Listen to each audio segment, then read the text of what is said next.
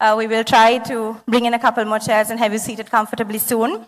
As you walked in, you would have received a business card. This is for a purpose, and I want to explain this as we start off this event today. There is a QR code at the back of this card, and I believe many of you would have received it. If someone hasn't, please do pass it along. Once you're done, scan in the QR code. If you have questions today, we understand also in the interest of time, it's going to be very difficult for everyone to ask questions, but we believe that many of you will have similar questions. So please do scan the QR code. There's also a link there that will take you to our page. And once you get there, there is a way in which you can leave your question. You can leave it anonymously. You can also leave it with your name. And we will take these questions at the end of our program in our Q&A session. So that's just a little heads up so that you have the time to formulate those questions. Also, you can put, there's a kind of a thumbs up sign next to some of those questions. And so if you like those questions will be bumped up and will be given more preference. So if you do feel like one of those questions resonates with you, maybe a question that you wanted to ask but has already been asked before, please feel free to like that question, and that question will be given more priority as we move on. And with that, we would now like to talk to you a little bit about the NPP. And for this, I would like to invite Member of Parliament, Dr. Harini Amarasuriya, to set the stage and to also talk about the NPP.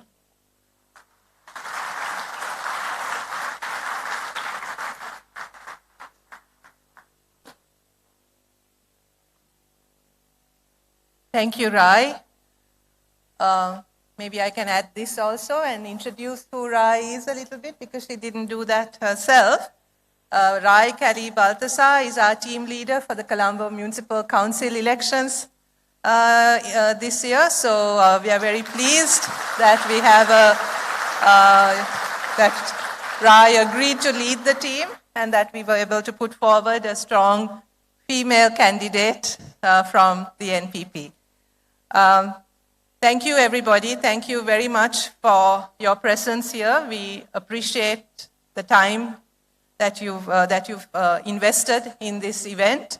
We know that all of you are very busy people. This is a hard time for many of you here, for most of you here, as it is for the majority of people in this country. So we really appreciate your presence here.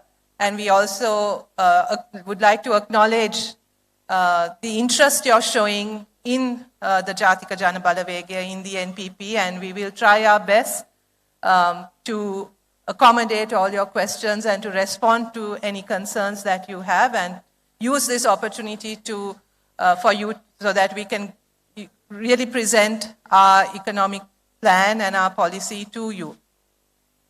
So my task today is to actually talk a little bit about the NPP.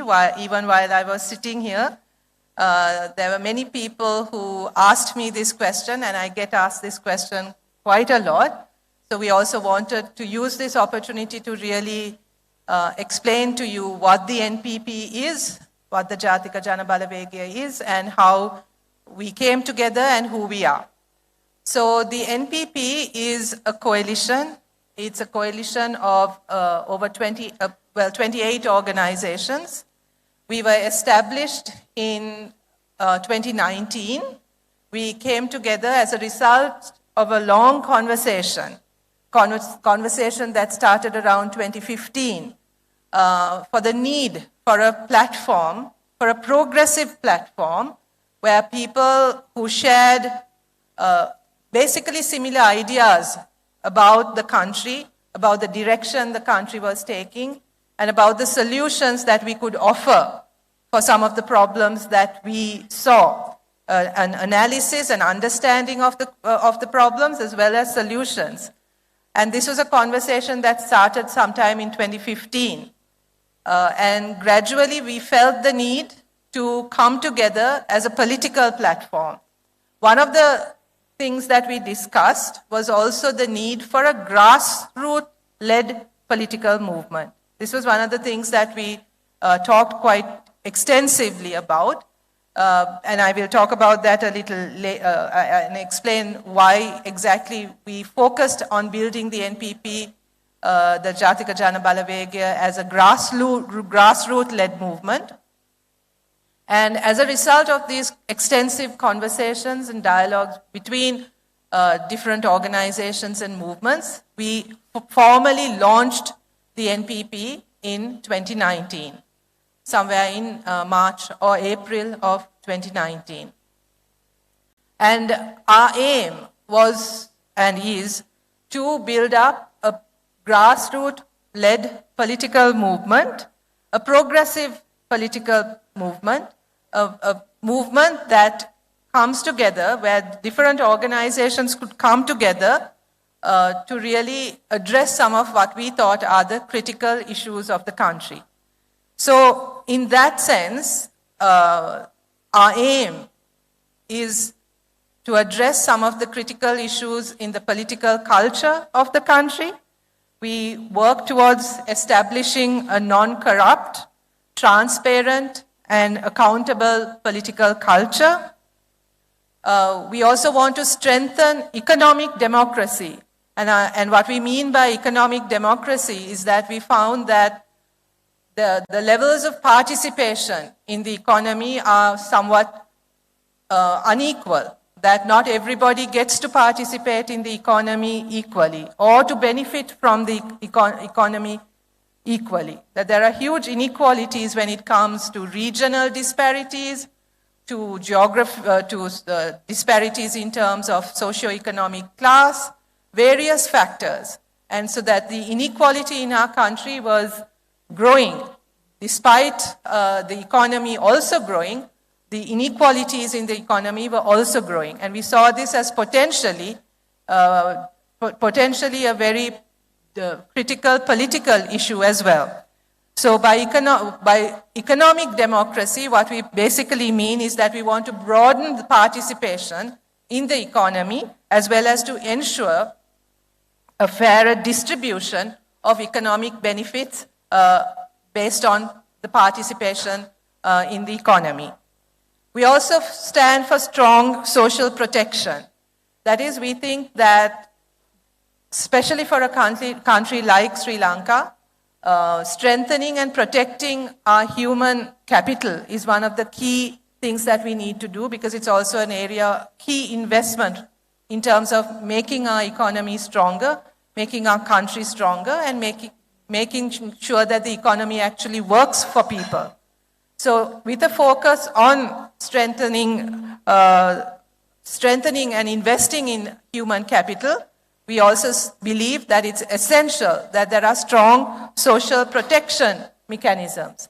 And by strong social protection mechanisms, it is not just a sort of an old-fashioned welfare model that we are thinking of, where you, in a way, the main economy creates conditions that create vulnerability, and then you have sort of badly targeted social protection schemes, but rather an economy and a society that is built on strengthening strong social protection mechanisms.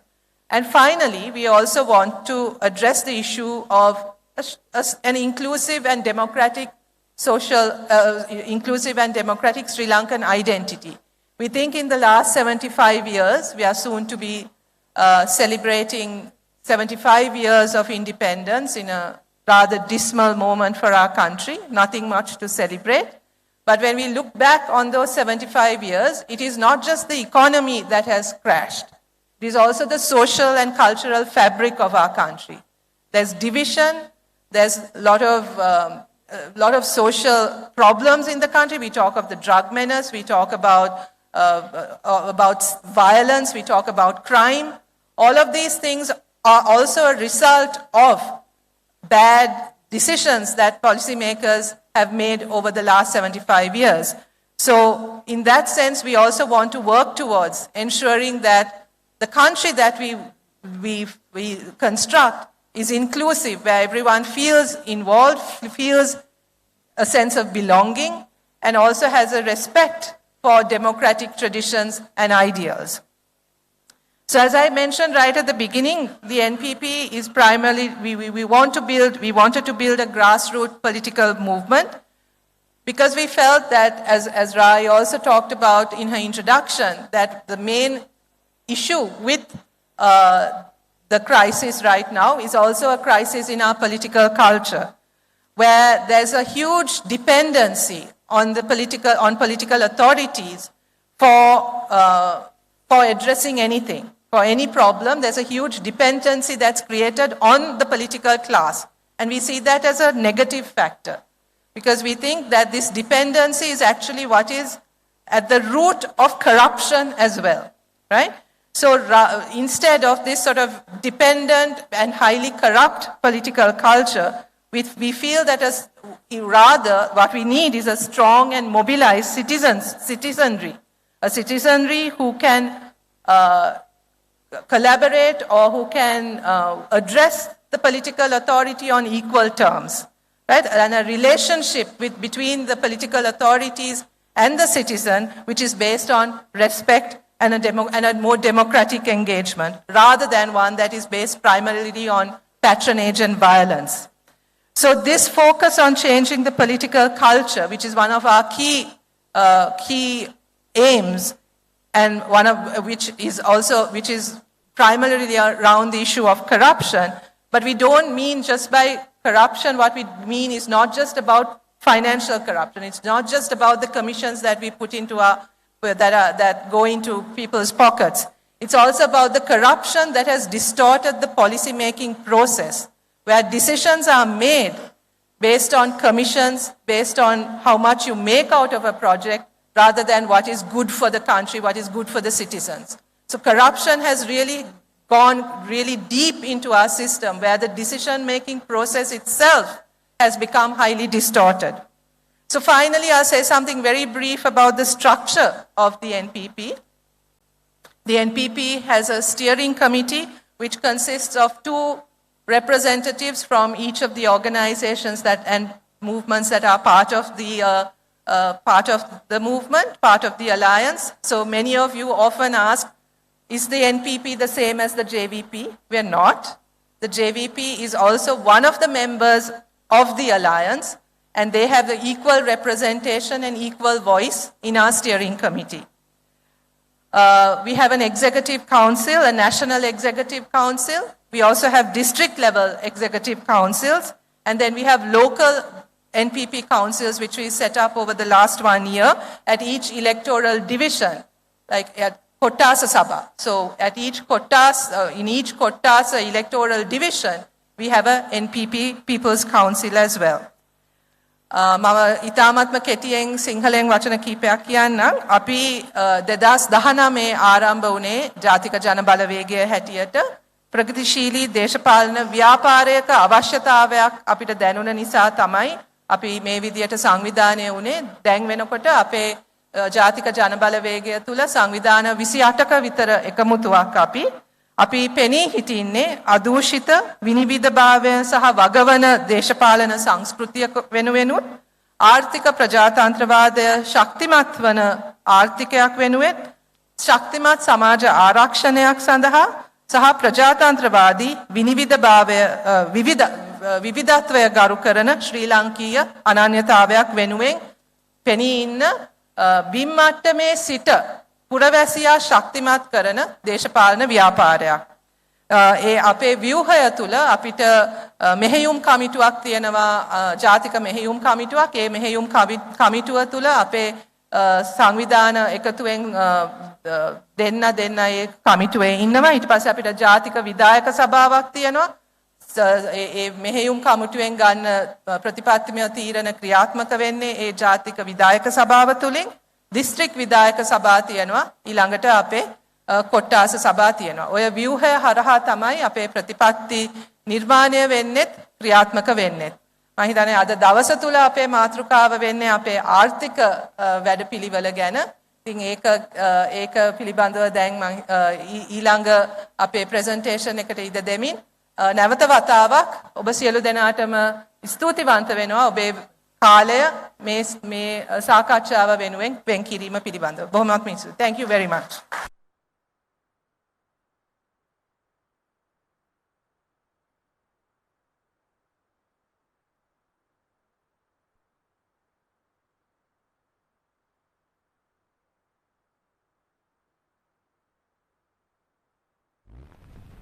first anniversary of independence in Ceylon is observed throughout the island on February 4th, 1949. Corners of the island will carry messages of goodwill to the Prime Minister, Mr. D.S. Senanayake, forms one of the principal features of the colourful celebration. Gaining independence in 1948, Sri Lanka continued its dependency on agri-based exports such as tea, rubber and coconut.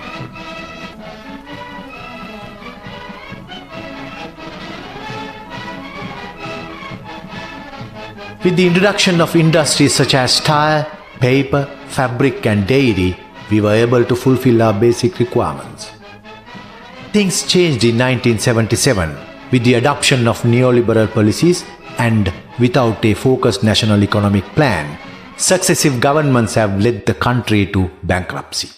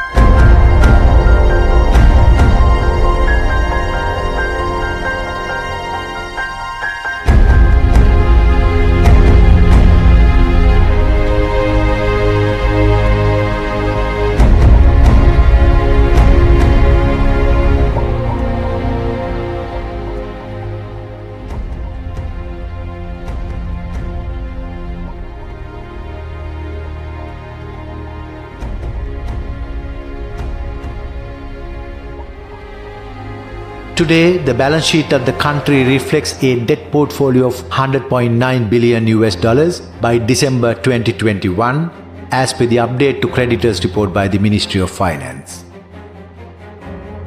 Rising import expenditure and falling export revenue has caused a deficit of $8 billion on average. As the government took inflationary measures to bridge the annual budget and trade deficit, Sri Lanka's per capita debt ratio is an indication of the increasing poverty levels amongst people. Deviating from sustainable development goals, Sri Lanka has lost direction. This is in contrast to countries in the region which were far behind Sri Lanka have now emerged economically stronger. Successive governments have offered tax waivers to selected importers and domestic businesses. Moreover, increased tax evasion and avoidance has resulted in decreasing government revenue. A long history of corruption, cronyism and mismanagement has led us to an uncertain situations that we are facing today. The question now stands as to how we could build a resilient economy.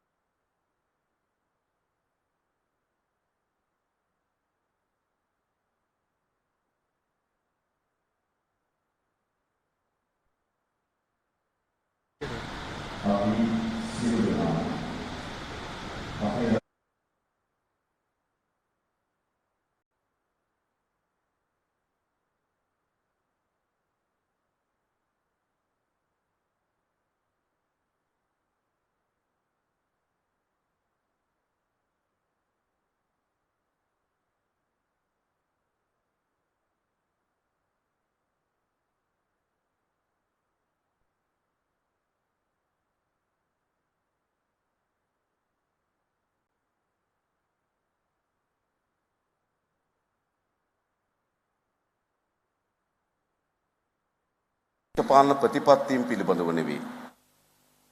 වංචා දූෂණ වලට අපි එරෙහි නම් ඔයගොල්ලෝ අපි කවුරුත් ඒක අපි පිළිබඳව දන්නවා කියලා මම විශ්වාස කරනවා. අපේ රටේ නීතිය විනය සහිත රටක් හදන්න ඕන කියලා අපේක්ෂාවක් තිබෙනවා නම් ඒක අප නියෝජනය කරන බව ඔබ දන්නවා. ඒත් ඔබ බොහෝ දෙනාට අපි පිළිබඳව යම් සැකමුසු තැන් තිබෙන්නේ ආර්ථිකය පිළිබඳව කියලා මම හිතනවා. මොකද්ද තමන්ගේ ව්‍යාපාර වලට වෙන්නේ? තමන්ගේ ආර්ථිකයට වෙන්නේ නේද? ඒ පිළිබඳව මම හිතන්නේ වැඩිපුර යම් සැක සංකා තිබෙනවා. ඒ නිසා මම උත්සාහ කරන්නේ අන්නේ සැක සංකා යම් ප්‍රමාණයකට දුරු කරනව වෙනුවට අපි ඇත්ත කතාව කියන්න. එතකොට ඔබ හිතපු ස්ථාවරය හරිද? අපි ගැන දැකපු විදිය හරිද? අපි තේරුම් ගත්ත විදිය හරිද කියලා තේරුම් ගන්න පුළුවන් වීම. මම ආරම්භයක් ලෙස කිව්වොත් අපේ රටේ විවිධ පැතිවලින් මේ ආර්ථිකයේ කඩාවැටීම අපිට පිළිබිඹු වෙනවා. උද්දමණයෙන් අපිට පිළිබිඹු වෙනවා. ණය ගෙවා ගන්න බැරි රටක් බවට පත්වීමෙන් පිළිබිඹු වෙනවා. රැකියා අහිමි වීමෙන් මේ ඇති වී තිබෙන ආර්ථික කඩාවැටීමට පෙන්눔 කරනවා. ව්‍යාපාර අනිශ්චිතතාවයකට පත්වීමෙන් මේ ආර්ථික කඩාවැටීම අපිට පිළිබිඹු කරනවා. ඒ ගැටලු ඔක්කොගේම අවසන් ප්‍රතිඵලය මොකක්ද? අද අපේ රට මුහුණ දී තිබෙන ප්‍රධානතම මේ සියලු ගැටලු වල අවසන් ප්‍රතිඵලය තමයි ආණ්ඩුවට වියදම් කරන්න රුපියල් නැහැ. රටට වියදම් කරන්න ඩොලර් නැහැ. මම උදාහරණයකට කිව්වොත් මේ 2023 අයවැය ලේඛනයේදී අපේ ණය වාරික ගෙවීම අපි ඇස්තමේන්තු කරලා තිබෙනවා ට්‍රිලියන 2යි. අපේ පොලි වාරික ගෙවීම ට්‍රිලියන 2.2යි.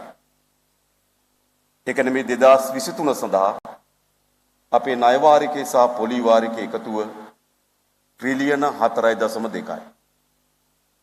2022 රජයට ලැබුණු මුළු ආදායම ට්‍රිලියන 2යි. 2022 රජය උපයා ගන්නා ආදායම ට්‍රිලියන 2ක් වෙනකොට 2023 ණය සහ පොලි වාරිකේ එකතුව ට්‍රිලියන 4.2යි. ඔබ ව්‍යාපාරික මහත්තුරු හැටියට එහෙම ව්‍යාපාරයක් පවතින්න පුළුවන්ද? එහෙම ව්‍යාපාරයක් පවතින්නත් බෑ. එහෙම සාමාන්‍ය නිවසක් පවතින්නත් බෑ. එහෙම රටක් පවතින්නත් බෑ. ඒක තමයි පළමු අර්බුදය. මේ ගැටලුව වල අවසන් අර්බුදය. දෙවැනි එක අපිට වියදම් කිරීමට රටට අවශ්‍ය ඩොලර් ප්‍රමාණය අපි උපයා ගන්න අසමත්. 2021 වාර්තා බැලුවොත් අපේ ආනයන අපනයන අතර පරතරය ඩොලර් බිලියන 8.1යි. ආසන්න වශයෙන් වසරකට අපේ ණය ප්‍රමාණය ඩොලර් බිලියන 6.7යි. ඒ කියන්නේ අපේ බහණ්ඩ අපනයන කිරීම වෙනුවෙන් හා ණය වාරික වෙනුවෙන් අපිට වසරකට ඩොලර් බිලියන 14.8ක් අවශ්‍ය අතිරේක වශයෙන්. අපිට ඒක උපයන්න බෑ. එනිසා මේ අර්බුද දෙකට අපි මුහුණ දී තිබෙනවා. එහෙමනම් දැන් අපි හොයන්න ඕනකම තිබෙන්නේ මේ අර්බුදයෙන් ගොඩ එන්නේ කොහොමද?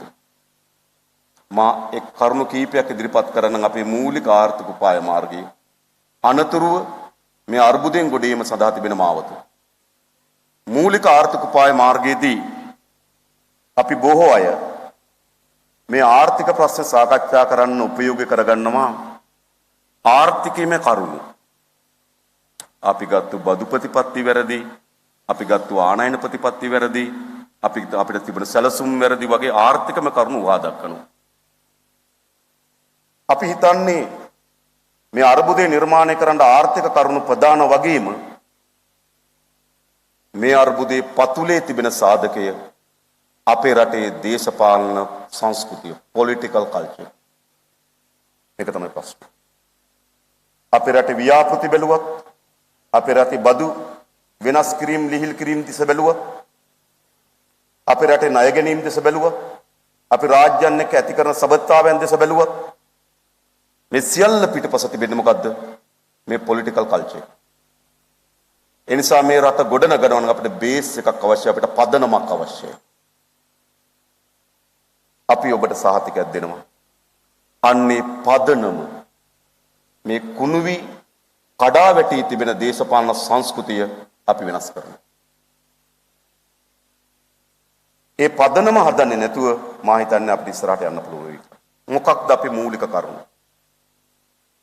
අපි හිතනවා අපේ රට නව ආණ්ඩුක්‍රම ව්‍යවස්ථාවක් අවශ්‍යයි. මේ විධායක ජනාධිපති ක්‍රමයේ කේන්ද්‍ර කරගත්තු පාලනය අපි වගේ රටකට සුදුසු නෑ. සුදුසු නැත්තේ විධායක ජනාධිපති ක්‍රමයේ සුදුසු නැති නිසා නෙවෙයි. විධායක ජනාධිපති ධූරයේ කියන පුටුව අපේ නායකයන්ට බර වැඩි. එවැනි බලවත් පුටුවක වාඩි වෙන්න තරම් අපේ රටේ නායකයන් මනසින් දියුණුනේ. අපිට ඕන තරම් මෑත කාලේ උදාහරණ තිබෙනවා. ඒ නිසා අපි පදනම හදන්න ඕන, බේස් එක හදන්න ඕන. විධායක ජනාධිපති ක්‍රමය අහෝසි කරන නව ආණ්ඩුක්‍රම ව්‍යවස්ථාවක්. අමාත්‍ය ධූර සීමා කරන, മന്ത്രിවරුන්ට පනින්න තියෙන ඉඩකඩ අවුරන, මිනිසුන්ගේ මූලික අයිතිවාසිකම් ශක්තිමත් කරන, සිංහල දෙමළ මුස්ලිම් ජනයාගේ අයිතිවාසිකම් සුරක්ෂිත කරන නව ආණ්ඩුක්‍රම ව්‍යවස්ථාවක් අපේ රටට අවශ්‍යයි. දෙක, අපේ රටේ ආණ්ඩුකරණය අදූෂිතභාවයට ලක් විය යුතුයි. මේ දූෂිතභාවයෙන් ගිලී තිබෙන ආණ්ඩුකරණය අදූෂිතභාවයට අපි ලක් කරනවා. තුන, රටක් දියුණු වෙන්න නම් නීතියේ විධානයේ ආධිපත්‍ය අවශ්‍යයි. අද අපේ රටේ ධනවත් බලවත් අයට එක නීතියකුත්, දුප්පත් දුබල අයට තව නීතියකුත්. ලෝකේ රටක් එහෙම ඉස්සරහට යන්නේ නැහැ. අද අපි කාටත් පුළුවන් සමහර වෙලාවට අධිකරණයේ දිගහැරෙන නඩුව නම කිව්වම තීන්දුව මොකද්ද කියලා කියන්නේ. මා හිතන්නේ ඒක යුක්ති සාගතයි. අධිකරණ පද්ධතියක බිඳවැටීම බලපාන්නේ මට නඩුවක් තියෙනවද, මම අධිකරණයට යනවද කියන සාධකය මත නෙවෙයි. මුළු සමාජයකම පැවැත්ම රඳා පවතින්නේ නීතියේ විධානයේ ආධිපත්‍ය නිසි පරිදි ආරක්ෂා කරගත්තොත් විතරයි. පාරේ වාහනයක් හැප්පුණු අපිට දෙන්නට රියදුරු දෙන්නට පාරේ බැහැලා ගහ ගන්න පුළුවන්. එහෙම නැත්නම් සාම නිලධාරී පොලිසිය හරහා විසඳ ගන්න පුළුවන්. අපිට අසාධාරණයක් වුණොත් එකිනෙකට ගහ ගන්න පුළුවන්. එහෙම නැත්නම් අධිකරණයට ගිහලා විසඳ ගන්න පුළුවන්. අපි තෝරාගන්න ශිෂ්ට සම්පන්න මාවත වෙන්න ඕනකම තිබෙන්නේ කුමක්ද? පාරේ ගහ ගන්න එක නෙවෙයි. අපි තෝරාගන්න ශිෂ්ට සම්පන්න මාවත වෙන්න ඕනකම තිබෙන්නේ එම ආයතනයන් කෙරේ විශ්වාසය තබා විසඳා ගැනීම. එම ආයතන පද්ධතිය විශ්වාසය බිඳ වැටුණොත් සමාජික පැවැත්මක් රඳා පවතින්නේ නැහැ. ඒ නිසා නීතියේ විධානයේ ආධිපත්‍ය අත්‍යවශ්‍ය අපේ රට ගොඩනගනවා. හතර වෙනුව අපේ රාජ්‍ය සේවය අතිශය අකාර්යක්ෂම විශාල ලෙස බරපැටවුණු රාජ්‍ය සේවයට පරිවර්තන වී තිබෙනවා. ඒකත් එක පැත්තකින් මේ දේශපාලන සංස්කෘතියේම ප්‍රතිවිපාකයක්. අපි අහලා තියෙන 70 දශකයේ මුල් භාගයේ අපේ රට ඉතාමත් ශක්තිමත් රාජ්‍ය සේවයක් තිබුණ මේ ආසියාවේ. හැබැයි රාජ්‍ය සේවය බිඳ වැටෙන්න හේතු උනේ මේ දේශපාලන සංස්කෘතිය විසින්. මොකද කරයද? ඉතාමත් අකාර්යක්ෂම රාජ්‍ය සේවයක් නිර්මාණය කරලා තිබෙනවා. අපේ රට ගොඩනගනවා නම් අන්නෙවෙනි කාර්යක්ෂම රාජ්‍ය සේවයක් අපිට අවශ්‍යයි. පස්වෙනුව ලෝකේ රාජ්‍යයන්ගේ පිළිගැනීමට භාජනය වූ රාජ්‍යයක් අවශ්‍යයි. අපේ රට ලෝකේ රාජ්‍යයන්ගේ පිළිගැනීමට අද භාජනය වෙලා නැහැ. ලෝකේ සියලු ආයතන, ජාත්‍යන්තර මූල්‍ය අරමුදල, ලෝක බැංකුව, මානව හිමිකම් කොමිෂන් එක, ඇමරිකන් එක්සත් ජනපදයේ සෙනෙට් සභාවේ විදේශ සබඳතා පිළිබඳ කමිටුව, මේ සියල්ල ලංකාව පිළිබඳ දෙන වාර්තා ඇවිල්ලා කළු වාර්තා.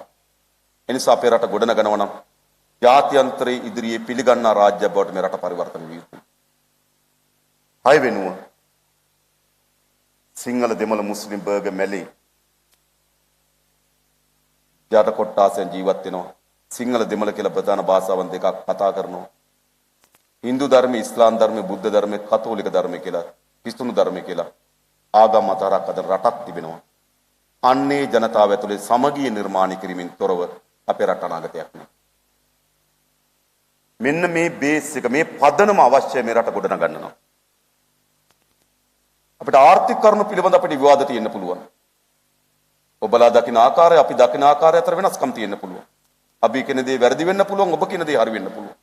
ඔබ දකින විදිය වැරදි වෙන්න පුළුවන්, අපි දකින විදිය හරි වෙන්න පුළුවන්. ඒ ආර්ථික කරුණු පිළිබඳ අපිට විවාදයක් තියෙන්න පුළුවන්. හැබැයි මා කියන්නේ යටකී කරුණු 6 පිළිබඳව අපි කාටවත් විවාදයක් නැහැ. ඒ මූලික කරුණු 6 ස්ථාපිත කිරීමෙන් තොරව දියුණු සංවර්ධිත ලස්සන රාජ්‍යයක් කවුරුත් බලාපොරොත්තු වෙන්නේ නැහැ. අන්නේ දේශපාලන වෙනස ජාතික ජන බලවේගයේ පාලනයක් ඇතුළේ සිදු කරනවා. ඒක තමයි දේශපාලකයන් හිටපට අපිට පැවරී තිබෙන කාර්යභාරය. ඊළඟ ආණ්ඩුවක් ලෙස අපි මේ ආර්ථිකයේ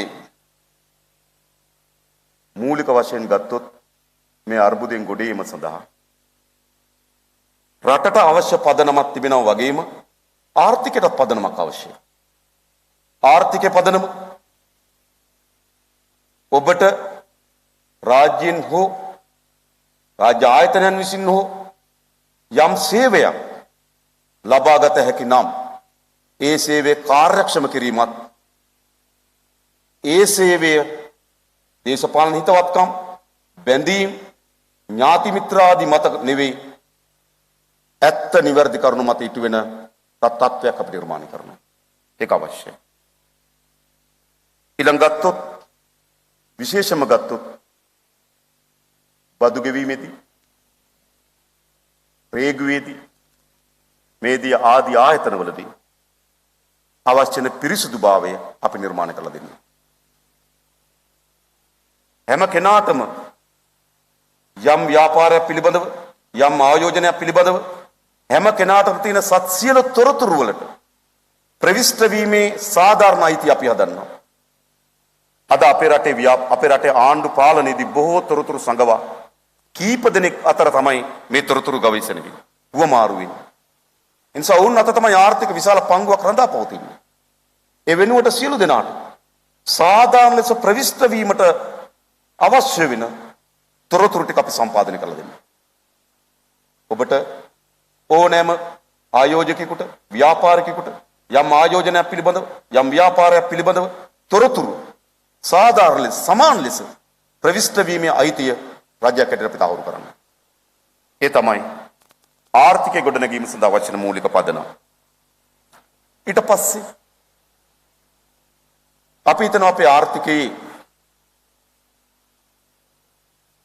මූලික වශයෙන් අපි පිළිගන්නා උපාය මාර්ගය අපේ රටේ භාණ්ඩ හා සේවා නිෂ්පාදනය ඉහළ යා යුතුයි. 1. 2. භාණ්ඩ හා සේවා නිෂ්පාදනයේ ජනතාව හවුල් විය යුතුයි. මා එහෙම කියන්නේ මොකවත් නිසා නෙවෙයි. අද අපේ රටේ ජාතික ධනයෙන් 36ක් උත්පාදනය කරන්නේ බස්නාහිර පළාත. අපේ රටේ ජාතික ධනයට උතුරු මැද පළාතේ දායකත්වයේ 5%යි. වයඹ පළාතේ දායකත්වයේ 9%යි. ආර්ථිකයට ජනතාව හවුල් වෙන ප්‍රමාණයට තමයි ආර්ථිකයේ ප්‍රතිලාභයේ ජනතාවට ගලාගෙන යන්නේ. ආර්ථිකයට ජනතාව හවුල් වෙන්නේ නැත්නම් ආර්ථික ක්‍රියාකාරීත්වය ජනතාව සම්බන්ධ වෙන්නේ නැත්නම් ආර්ථිකයේ ප්‍රතිලාභ එම ජනතාවට ගලාගෙන ඉන්නේ නැහැ. එනිසා මොකද සිද්ධ වෙන්නේ? ඒ ජනතාවගේ ජීවිතය පවත්වාගෙන යාම වෙනුවෙන් සාන ආධාර ක්‍රම අනුගමනය කළ යුතු තිබෙනවා. ඇයි සමෘද්ධිය 1994 සිට අවුරුදු 30කට ආසන්න කාලයක් ඇයි සමෘද්ධිය ක්‍රියාත්මක කරන්න සිදු වී තිබෙන්නේ? ග්‍රාමීණ ජනතාවට ආර්ථිකයේ පංගුකරුවන් ලෙස සම්බන්ධ වෙන්න අවස්ථාවක් නෑ. ආර්ථිකයට උන් සම්බන්ධ වෙන්න අවස්ථාවක් නැත්නම් ආර්ථිකයේ ප්‍රතිලාභ ඔවුන්ගේ අතට ගලාගෙන ඉන්නේ නෑ. එනිසා 1. භාණ්ඩ හා සේවා නිෂ්පාදනය ඉහළ දැමීම. 2. ජනතාවට ඒ ආර්ථිකයට සම්බන්ධ වීම. 3. ආර්ථිකයේ ලැබෙන ප්‍රතිලාභ සාධාරණ බෙදී යාම. මා කියන්නේ නෑ සමානව කියලා. අපි ගැන කියනකොට සමහර හිතන සමානව. සමානව බෙදනවා කියන මනස්කල්පිත අදහස. ඒක යුටෝපියාවක්. යථාර්ථයක් නෙවෙයි. යථාර්ථය කියන්නේ සාධාරණ. ඇයි මා මේ සාධාරණ කියන එක විශේෂයෙන් අඟවන්නේ? අපේ රටේ ජාතික ධනයෙන් ඉහළම ඉන්න 10% සමහරට මෙතන ඇති. ඔවුන් අපේ රටේ ජාතික ධනයෙන් 38ක් භුක්ති විඳිනවා. පහළම ඉන්න 10%ට හම්බ වෙන්නේ රටේ ජාතික ධනයෙන් 1.1%. සාධාරණ. අපි මිනිසෙක් හැටියට ඉපදිලා අපි දීර්ඝ කාලයක් ජීවත් වෙන්නේ නැහැ. අවුරුදු 80ක් 70ක් නේ කෙටි කාලයක තුල අපි මිය යනවා. ඒ කාලය තුළට හැම පුරවැසියෙකුටම තමන්ගේ ජීවිතයේ මූලික වමනාවන් ඉටු කිරීමට සමත් වෙන ආදාය මාර්ගයක් නොලැබිය යුතුද? මා කියන්නේ එවැනි විශාල ආර්ථිකයේ පරස්පරතාවයක් මොකද්ද? විෂමතාවයක් තිබෙනවා නම් ඒ සමාජය කවදාවත් ස්ථාවර වෙන්නේ නැහැ. ආර්ථික විශාල මා කිව්වේ 38යි 1.1%. එවැනි විශාල පරතරයක් තියෙන රටක සමාජය කවදාවත් ස්ථාවර සමාජයක් බවට පරිවර්තන වෙන්නේ නැහැ. ගැටුම්, එනකොටා ගැනීම, මත්ද්‍රව්‍ය, සුරාසූදුව මේ සියල්ලන්ට බැහැවුණු සමාජයක් බවට පරිවර්තන වෙනවා. එනිසා සමාජය යහපත් කරන්නත් පහළට සාධාරණ පංගුවක් ගලාගෙන යා යුතුයි කියලා අපි හිතනවා. මේක තමයි අපේ ආර්ථිකයේ මූලික පදනම. භාණ්ඩ සහ සේවා නිෂ්පාදනය ඉහළ දැමීම, නිෂ්පාදනයට ජනතාව සම්බන්ධ කර ගැනීම, නිෂ්පාදනයේ සාධාරණ පංගුවක් ජනතාවට ගලාගෙන යාම. මේක අපි කරන්නේ කොහොමද? අරගෙන දෙනවද? නෑ.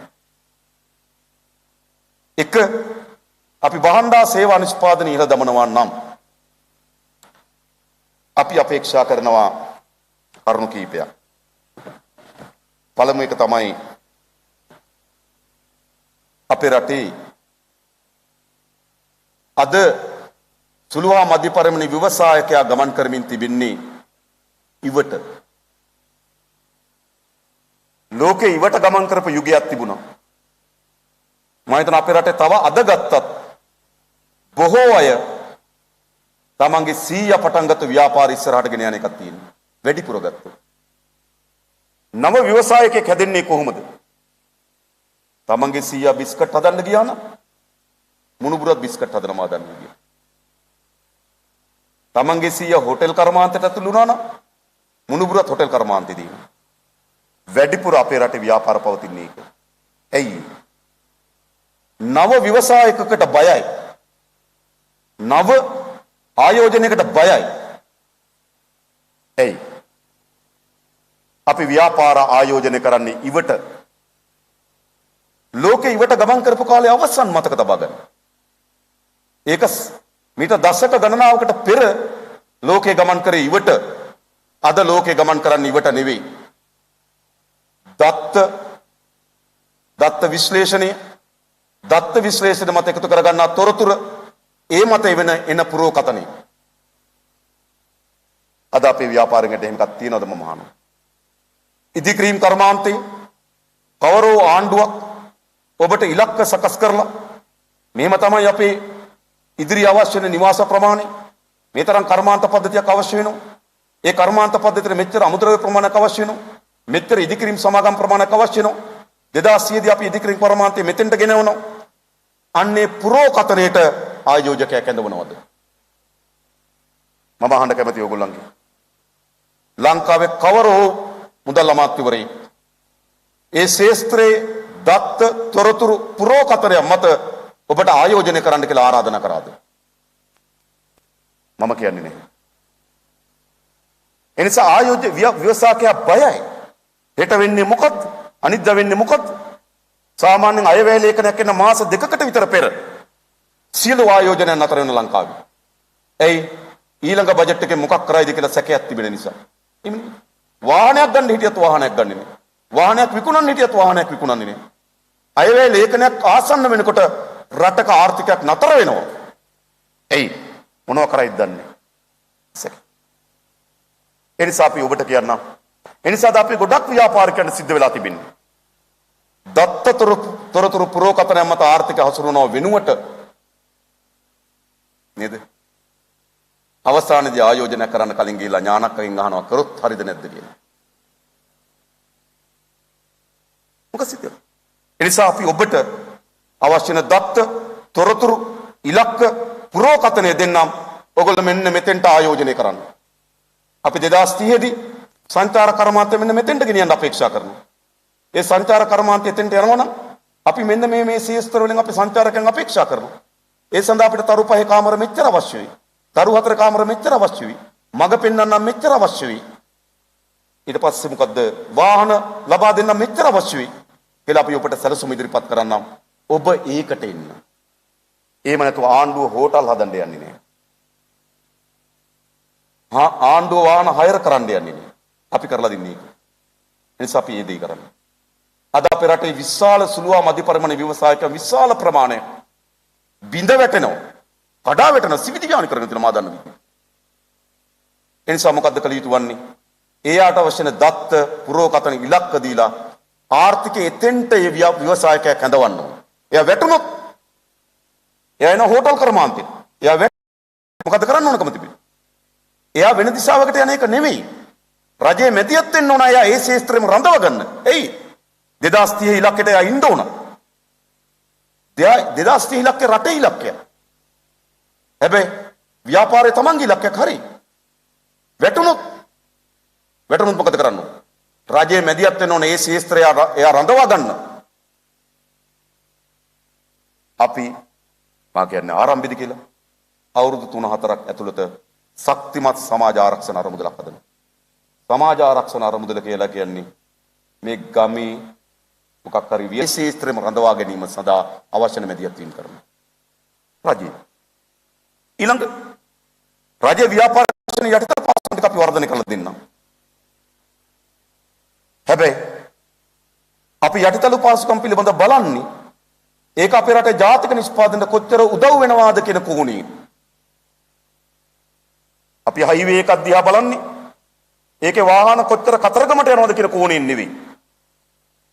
අපි හයිවේ එකක් දිහා බලන්නේ ඒක මොනතරම් ප්‍රමාණයට ආර්ථිකයට දායකත්වය සපයනවද කියන කෝණයෙන්. ඒ කෝණයෙන් බැලුවනම් මාතර ඉඳන් මත්තලට හයිවේ එකක් නැහැ. ආද කියන්නේ. මතක තරහවි. ඒක තමයි. එනිසා අපි යටිතල පාසුකම් වර්ධනය කරන්නේ මොකක් මතද? යටිතල පාසුකම් වර්ධනය කරන්නේ එක මොනතරම් අපි හිතන භාණ්ඩ සහ සේවා නිෂ්පාදනයට උපයෝගී වෙනවද කියන සාධකයම. ඊළඟ ආණ්ඩුව ව්‍යාපාරවල යෙදෙනවද? ඔක නේද කියන ප්‍රධාන ප්‍රශ්න. නේද? මා කියන්නේ ආණ්ඩුව අපි අවධානය යොමු කරන්නේ ප්‍රධාන ශේෂ්ත්‍ර දෙකකට විතරයි. එකක් බල ශක්තිය, දෙක මූල්‍ය වෙළඳපොළ. අපි හිතනවා රටක ජාතික ආරක්ෂාවේදීත් ඒ රටේ පැවැත්මදීත් බල ශක්තිය අපේ අතේ තියෙන්න ඕන කියලා. අපිට සාමාන්‍යයෙන් දැනට අපිට අවශ්‍ය වෙන්නේ මෙගාවොට් 2000ක ධාරිතාවක්. මෙගාවොට් 2000ක ධාරිතාවක් කියන්නේ කුඩා සමාගමකට අත්පත් කරගන්න පුළුවන්. හෙට දේශපාලන ආර්ථික සියල්ල මේ වන්නේ ඔවුන් විසින්. එනිසා බලශක්ති ක්ෂේත්‍රය පිළිබඳ අපි විශාල අවධානය යොමු කරනවා. විශේෂයෙන්ම දැන් එන වින් පවර් අපි කිසිසේත්ම කැමති නැහැ විදේශික ආයෝජකයෙකුට දෙන්න. වින් පවර් වලින් විදුලි නිෂ්පාදනය කරලා අපිට විදුලිය විකුණලා ලාභයේ ඩොලර් වලින් ගෙනියනවා. තෙල් ගෙනල්ලා විදුලිය හදන එකෙනුයි ඒකේ අතර තියෙන වෙනස මොකද්ද? තෙල් ගේන්න විදුලිය යනවා වින් පවර් වලින් තෙල් ගේන්න ඩොලර් යනවා වින් පවර් වලින් ලාභයේ ඩොලර් වලින් යනවා. හැබැයි අපි කැමති අපේ රට වින් පවර් මෙගාවොට් 2000ක ධාරිතාවක් තිබෙනවා අපිට මන්නාරම් ද්‍රෝණි දේශීය ව්‍යවසායකයකට ආයෝජනය කරනවා නම් අපි ඒකට කැමති. එනිසා අපි මූල්‍ය පද්ධතියත් ඊපස්සේ මොකද්ද බලශක්ති ශේත්‍රයත් පිළිබඳ විතරයි අපි අවධානය යොමු කරන්නේ. අනිත් ඒවා පිළිබඳ අපි කතා කරමු. කොහොමද කරන්නේ මොකද්ද කරන්නේ නේ? හැබැයි මේ ශේත්‍රය පිළිබඳ අපි දැඩි අවධානයක ඉන්නේ. ඔක තමයි අපේ නිෂ්පාදන ක්‍රියාවලියට අපේ දායකත්වය. ඊළඟ වෙළඳපොළ කොහොමද අපි හසුරුවන්නේ? මට මතකයි පහුගිය දවස්වල හාල් ගණන් යනකොට කැබිනට් මණ්ඩලයේ කැබිනට් පත්‍රිකාවක් දැම්මා හාල් මෝල් 10ක් දාන්න. වෙලාවට කුසිකර්ම ඇමති ගෙදර ගියේ නැත්නම් තවත් බරක්. කුසිකර්ම ඇමති විතරක් නෙවෙයි ජනාධිපතිවරයා. අපි එතනනේ. අපේ වෙළඳ පොලේ වගකීම මොකද්ද තියෙන්නේ? වෙළඳ පොලේ අපිට තියෙන වගකීම තමයි පාරිභෝගිකයන් ගුණාත්මකවත් සාධාරණ මිලකට අඛණ්ඩවත් භාණ්ඩ හා සේවා ලබා දීම. ඒක තමයි අපි. ඒක තමයි රාජ්‍ය අරමුණ. ගුණාත්මකවත් අඛණ්ඩවත් සාධාරණ මිලකට පාරිභෝගිකයාට භාණ්ඩ හා සේවා ලබා දීම තමයි රාජ්‍යයට තියෙන බැඳීම වගකීම. ඒ වගකීම අපි ඉටු කරන්නේ කොහොමද? අපි ආකාර 4ක් ගැන කල්පනා කරලා තියෙනවා. එක ඔයගොල්ලෝ අපිට 100% එකඟ වෙන තරඟකාරීත්වය. තරඟකාරීත්වය. අපි න වෙළඳ පොලේ අඛණ්ඩවත් ගුණාත්මකවත් සාධාරණ මිලකටත් තරඟකාරීත්වයෙන් සමහර දේ ලබා දෙන්න පුළුවන්. අපි පිළිගන්නවා. දෙක නියාමනයේ සමහර ශේෂ්ත්‍ර නියාමන අධිකාරීන් හරහා අපිට භාණ්ඩ හා සේවා මා යටකී කරුණු අනුව ගුණාත්මකවත් නේද අඛණ්ඩවත් සාධාරණ මිලකටත් ලබා දෙන්න පුළුවන් නියාමන ක්‍රියාවලියක් කරා. તો සමහර ශේෂ්ත්‍ර අපි නියාමන ක්‍රියාවලියකට. තුන සමහර ක්ෂේත්‍ර සංවිධානය කිරීමේ උදාහරණයක් ඇටියට ගත්තොත් අපි වීසා සහල් වෙළඳපොළ වීසා සහල් වෙළඳපොළේ විකෘතියක් තිබෙනවා. වී මිල අඩු වෙලා හාල් මිල අඩු වීම අපිට පිළිගන්න පුළුවන්. මොකද වී වලින් තමයි හාල් හදන්නේ. වී මිල වැඩි වෙලා හාල් මිල වැඩි වෙන එකක් පිළිගන්නත් පුළුවන්. වී වලින් හාල් හදන්න. හැබැයි වී මිල අඩු වෙලා හාල් මිල වැඩි වෙනවා නම් එතන තියෙනවා ඒකාධිකාරීත්වය. එතන මොනොපොලි එකක් හදන්න තියෙනවා. ඒ මොනොපොලි එක හදන්න අපි හාල් මොල් දාන්නේ නේ. ඒ මොනොපොලි එක හදන්නේ සුළු හා මධ්‍ය පරිමාණ හා සහල් නිෂ්පාදකයා සංවිධානය කිරීමේ. ඒකට සාමාන්‍යයෙන් කියනවා සමුපකාර ක්‍රමයකට බය වෙනවා. නව ශ්‍රීලන්තයේ ෆොන්ටේරා කියන සම්පකාර සමිතිය. ඉන්දියාවේ ප්‍රධානම කිරි කර්මාන්තය අමූල් කියන්නේ සම්පකාර සමිතිය. පෞගේදා ඉන්දියාවෙන් නැනෝ පොහොර ගෙනාවේ ගොවි සමිතියකින්. ගොවි සමුපකාර සමිතියකින්. මේ මහාමේ යෝජනා කරන සමුපකාරයේ අර පරණ මැනේජර් සහ මීයා මතක් වෙන එක නෙවෙයි. කුඩා සුළු මධ්‍ය පරිමාණ ව්‍යවසායකයා සංවිධානය කිරීමේ එකම බ්‍රෑන්ඩ් එකකට එකම ක්වොලිටි එකකට එකතු වෙලා මාකට් එකට එවනවා. එහෙනම් අපි තුන්වෙනිම මාකට් එක පාලනය කරන්නේ සංවිධානය කිරීම. හතරවෙනිම අපි පාලනය කරන්නේ රාජ්‍ය යම් පංගුවක් ඉසිලීමේ. ඒක තමයි මා කිව්වේ බලශක්ති සහ මූල්‍ය. ඒක රාජ්‍ය යම් ප්‍රමාණයක් හැන්ඩල් එකක් හැටියට ආම් එකක් හැටියට මැදිහත් වෙනවා. ආම් එකක් හැටියට මැදිහත් වෙලා රජයේ වෙළඳ පොලේ යම් ඇසරීමක් කරනවා. ඔක්කොම නෙවෙයි ඕට් කියන්න පසු නේද? ඒව නෙවෙයි. ඕක තමයි අපි වෙළඳ පොල හසුරුවන ආකාරය. එහෙම නැතුව නේද ආණ්ඩුව හෝටල් හදන්න ආණ්ඩුව වීමෝල් දාන්න ආණ්ඩුව නේද ඔය එක නේද ඒව කරන්න ආණ්ඩුව යන්නේ නැහැ. නමුත් ආණ්ඩුවට තමයි අර වගකීම තියෙන්නේ. ජනතාව ඡන්දයක් ලබා දීලා ආණ්ඩුවට වගකීමක් දීලා තිබෙනවා.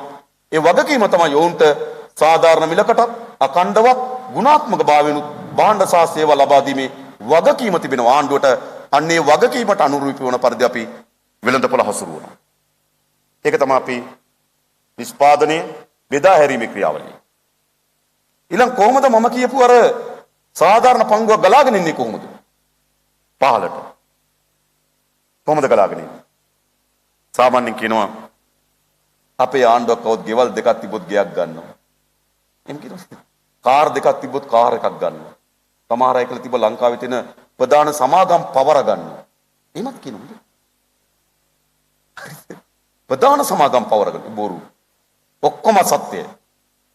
අපි කොහොමද එහෙනම් මේ නිෂ්පාදනයේ සාධාරණ පංගුවක් ග්‍රාමීය පහළ පන්තියේ ජනතාවට ගලාගෙන යන්නේ කොහොමද? ඔවුන් ආර්ථික ක්‍රියාවලියට සම්බන්ධ කර ගැනීම. ඇයි ඔවුන් ආර්ථික ක්‍රියාවලින් දුරස් වෙලා තිබෙන්නේ? ඔවුන් ආර්ථික ක්‍රියාවලියට සම්බන්ධ වෙලා නැත්තේ ග්‍රාමීය ජනතාවට තෝරාගත හැකි ආර්ථික අවස්ථා ගොඩක් නැහැ, ප්‍රභවයන් ගොඩක් නැහැ. පොළොන්නරුවේ ජනතාවට තියෙන එකම ආර්ථික ප්‍රභවය කුඹුර. මුහුදු බෙල්ට් එකේ නේද? මුහුදු ඒ බෙල්ට් එකේ ඉන්න ජනතාවට ප්‍රධාන ආර්ථික ප්‍රභවය මුහුද. අපි බුලත් සිංහල රත්නපුරේ මාතලේ යම් ප්‍රදේශ වලට ගියපුවාම ඒ වතු ජනතාවගේ ප්‍රධාන ආර්ථික ප්‍රභවය කුඩා තේවත්ත. කොළු ආර්ථික ප්‍රභවයන් තියෙනවද ඒගොල්ලන්ට? නෑ. ඒගොල්ලන් නව ආර්ථික ප්‍රභවයන් අපි ගම ඇතුලේ හදන්නේ නැත්නම් ඒගොල්ලන්ට සම්බන්ධ වෙන්න පුළුවන්. ආර්ථික ප්‍රභවයන් ගම ඇතුලේ හැදින්නේ නැත්නම් ඒගොල්ලෝ වළක්වන්න බැරි විදියටම ආර්ථික සාධාරණ පංගුවක් ඒගොල්ලන් අතර ගලාගෙන ඉන්නේ නෑ. ඒගොල්ලෝ සාම්ප්‍රදායික කුසකර්මාන්තේ, දීවර කර්මාන්තේ, වත්තෙන් නම් ඒගොල්ලන්ගේ ජීවිතේ යැපෙන තත්ත්වයටපත් වෙලා තිබෙන්නේ. ඒගොල්ලන්ට ජාතික ධනෙන් සාධාරණ පංගුවක් ගලාගෙන ඉන්නේ නෑ. ඒගොල්ලන් ජාතික ධනෙන් සාධාරණ පංගුවක් ගලාගෙන ඉන්න නම් ඒගොල්ලන් නව ආර්ථික ප්‍රභවයන් තියෙන්න ඕන. ඒ කියන්නේ මොකක්ද? අපි ආර්ථික වර්ධනය වගේම ආර්ථික ප්‍රසාරණය වෙන්න ඕන. ආර්ථික තල්ලු කරන්න ඕන ගමට. අපි යෝජනා කරන්නේ කොළඹ කේන්ද්‍ර කරගත්තු ආර්ථික සංවර්ධන මාවතක් නෙවෙයි. ලෝකේ හැම රටක්ම මුහුණ දීපු ප්‍රශ්නයක් අදත් මුහුණ දීපු ප්‍රශ්නයක් තමයි නාගරික ජනාවාසකරණය. ඒක දිල්ලි ගත්තත්, චෙන්නයි ගත්තත්, ෂැන්හයි ගත්තත් නේද? බීජින් ගත්තත් ලෝකේ හැම රටක්ම මුහුණ දීලා තිබෙන ප්‍රධාන ප්‍රශ්නේ මොකද්ද? නාගරික ජනාවාසකරණය. හැබැයි කුමනෝ සංස්කෘතිකම හේතුවක් මත අපේ ග්‍රාමීය ජනයා ඒ තරම් වේගයෙන් කොළඹට ගලාගෙන ආවේ නැහැ. හොඳද නරකද? අපි කියන්නේ ඒක හොඳයි. අනෙක් හැම රටක මුහුණ දීපි නාගරික ජනාවාසකරණ කියන ප්‍රශ්නය අපි මුහුණ දීලා නැහැ. එහෙනම් අපේ ආර්ථික උපාය මාර්ග වෙන්න ඕන මොකක්ද? ග්‍රාමීය ජනයා කොළඹට කැඳවන ආර්ථික උපාය මාර්ගයක්ද? ආර්ථිකයේ ගමට තල්ලු කරන ආර්ථික උපාය මාර්ගයක්ද? අපේ යෝජනාව තියෙන්නේ ආර්ථිකයේ වර්ධනය සහ ආර්ථිකයේ ප්‍රසාරණය ගමට ආර්ථික තල්ලු කරන්න. ඒතර ඒගොල්ලන් නව ආර්ථික ප්‍රභවයන් හැදෙනවා. මොකද්ද තියෙන්න ඕන? නගරයත් එක්ක වේගෙන් සම්බන්ධ වෙන්න පුළුවන් මාර්ග පද්ධතියකුයි. නගරයත් එක්ක වේගෙන් සම්බන්ධ වෙන්න පුළුවන් සංනිවේදන පද්ධතියයි. තොරතුරු තාක්ෂණ ඔක්කොම ගලාගෙන යන සංනිවේදන පද්ධතියක් තිබුණොත් හොඳට ප්‍රමාණවත්. ගම ඇතුළේ තියලා සංවර්ධනය කිරීම තමයි අපේ උපාය මාර්ගය. ඒක තමයි අපේ මූලික සැලසුම් ටික අපි හදලා තියෙන්නේ. ඒ අනුව අපිට පසු කියන්න පුළුවන් අපි මොනවද එක එක ශේත්‍රවලට බර දීලා තියෙන්නේ කියලා. right ඒක තමයි අපි ටිකක් සැලසුම් සහගතව යන ගමන් මඟ. හැබැයි මේවා කරන්න පුළුවන් සාමකාමී තත්වයක් තිබෙන ආර්ථිකයක. මේ ඔක්කොම කිදියත් කරන්න පුළුවන් කලබල නැති, ගැටුම්කාරී නැති, අර්බුද නැති ආර්ථිකයක. හැබැයි අද එහෙම තැනක නෙමෙයි තිබෙන්නේ. අද තියෙන්නේ මොකද්ද? නේද? ඉකොනොමික් ක්‍රයිසිස් එකක් තියෙනවා. ඒක ඉතාමත් ප්‍රබල ක්‍රයිසිස් එකක්. සමහර අය මට එක ප්‍රධාන නිලධාරි මහත්මයෙක් මට කතා කරලා කිව්වා මන්ත්‍රීතුමා අපිට තියෙන ලොකුම කනගාටුව තමයි ඉකොනොමික් ක්‍රයිසිස් එකක් කියන්නේ මොකද්ද කියලා අපේ නායකයෝ දන්නේ නැහැ කිව්වා. ඒක මේ ඩොලර් ටිකක් හොයාගෙන මේ විසඳ ගන්න පුළුවන් ප්‍රශ්නයක් නෙවෙයි. ඒක රුපියල් ටිකක් හොයාගෙන මේ විසඳ ගන්න පුළුවන් ප්‍රශ්නයක්. ක්‍රයිසිස් එකක් කියන්නේ. ඒක අභ්‍යන්තරයෙන්ම පුපුරලා පැන නැගිලා කාලයක් තිස්සේ වර්ධනය වීම ආපු ගමනක ප්‍රතිඵලයක් මේ තියෙන්නේ. හෙට ඩොලර් ටිකක් හොයාගත්ත කියලා ඒක විසඳෙන්නේ නැහැ. විසඳෙන්නේ නැහැ. ඒ නිසා මම හිතනවා අපිට යම් සාමකාමී තත්ත්වයක් වුණ මේ ආර්ථික සැලසුම ක්‍රියාත්මක කරන්න. නේද? සාමකාමී තත්ත්වය හැදියක් වෙන්නේ කොයිසේද? එකක්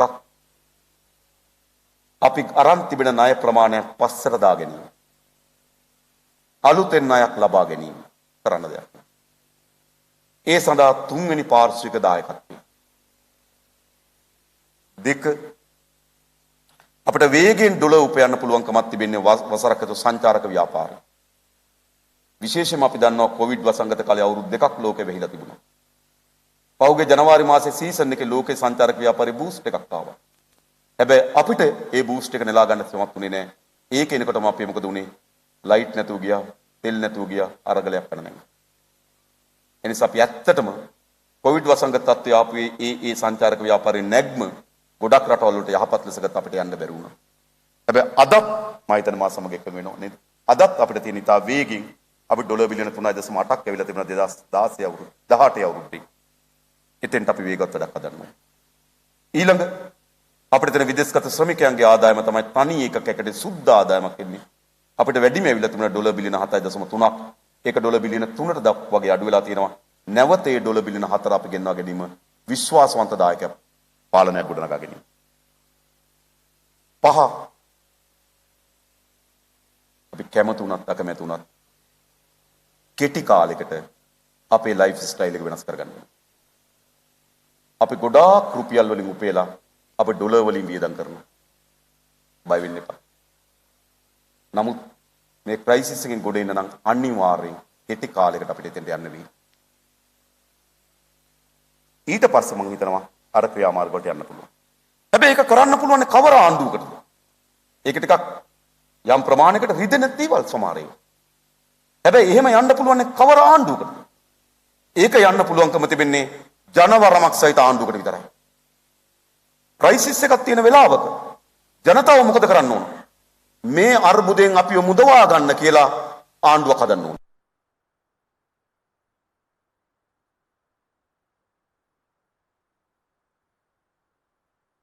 ආණ්ඩුවට විරාම කාලයක් දෙනවා. අන්නේ කාලය තුළ විතරයි අපිට මේක සමනය කරගන්න පුළුවන්කම තිබෙන්නේ. ජනවරමක් නැති අපි මේ ඡන්දයක් පිළිබඳ වැඩිපුර අවධානය යොමු කරන්නේ අපේ බලය පිළිබඳ සාධකේ නෙවෙයි. අපි විශාල ලෙස අවධානය යොමු කරන්නේ ලෝකේ වට්ටපු අය ගොඩ අරගෙන නැහැ. වට්ටපු අයට ගොඩ ගැනීම සඳහා සමාජයට විශ්වාසය හදන්න බෑ. මේකෙන් ගොඩ එන්න තියෙන කොහොමද? රජය නෙවෙයි, රජය පමණක් නෙවෙයි. රජය, ව්‍යවසායකය, පොදු ජනතාව, දීවරය, කම්කරුව, විදේශගත ශ්‍රමිකය, විදේශගත ධනය තියෙන ශ්‍රී ලාංකිකය, විදේශගත රාජ්‍ය මේ ඔක්කොම යම් ප්‍රමාණයකට එකට කෙටි කාලයක් වැඩ කරොත් විතර අපිට මේ අර්බුදෙන් ගොඩ එන්න පුළුවන්කම තිබෙනවා. ඒක එක මිටකට ගේන්න පුළුවන්කම තිබෙන්නේ මොකක් වුණොත්? ජනතාවගේ කැමැත්තෙන් පාලනය ගොඩනගා ගත්තොත් විතරයි. ජනතාවේ ආණ්ඩුව ගොඩනගා ගන්නේ මොකක් වෙනුවෙන්ද? මේ ඇති වී තිබෙන අර්බුදයෙන් විසඳා ගැනීම සඳහා තමයි මේ පාලනය ගේන්නේ. එතකොට ජනතාව පොදුවේ ඒ පාලනයට යම් කාලයක් ලබා දෙනවා. අන්නේ කාලය තුළ තමයි මේ ප්‍රශ්න විසඳිය හැකි වන්නේ. එහෙම නැතුව ජනතාවගෙන් විතන් වූ පාලනයකට ඔබ දන්නවා දැන් පේ ටැක්ස් එක නේද? ජනතාවගෙන් විතන් වූ පාලනයකට ඒ ටැක්ස් එක ගන්න බෑ. සාධාරණයි. ඒ අසාධාරණ වෙයි. ආර්ථිකේ වට්ටලා ආර්ථිකේ විනාශ කරලා විනාශ කරපු අය පොත් ලියන ගමන් මෙයාගේ පඩියට ගන්න සාධාරණයි. ඒ කොහොම සාධාරණයි? කවුද ඒක දරාගන්නේ? ඒ නිසා තමයි මා කියන වැට්ටීමට අවුල් වූ අයට ගොඩ ගන්න ලෝකේ කවුරුත් ගොඩ අරන්නේ. වට්ටපු පාලක වට්ටපු රට ගොඩ අරන්නේ. වට්ටපු පාලකයට ජනතාවගේ විශ්වාසය ගොඩනගා ගන්න බෑ. ගොඩ අරන් තියෙන්නේ ජනතාවගේ නව ජනවරමකින් ගොඩ නැගෙන පාලනයක විතරයි. කැමතුණත් අකමැතුණත් මේ ක්‍රියාදාම අපිට එතන තමයි කෙලවර කරගෙන තියෙන්නේ. ඒ නිසා මා කිව්වේ එකක් මේ අර්බුද තත්ත්වය අනුව අපි කොහොමද තියෙන පාර, දෙක අර්බුදයේ සමනය වුණාට පස්සේ අපේ තියෙන ආර්ථික උපාය මාර්ගය. මේක තමයි ඉතින් මූලික වශයෙන් අපේ තියෙන කරුණු දැක්වීම. ඊට පස්සේ අපිට පුළුවන් වැඩි කාලයක් අරගෙන තව ගැටලු අදහස් නේද ඕන එකට විවෘතයි. ඒ නිසා මම දැන් අතර වෙන්න. බොහොම ස්තුතියි හැම දිනකටම.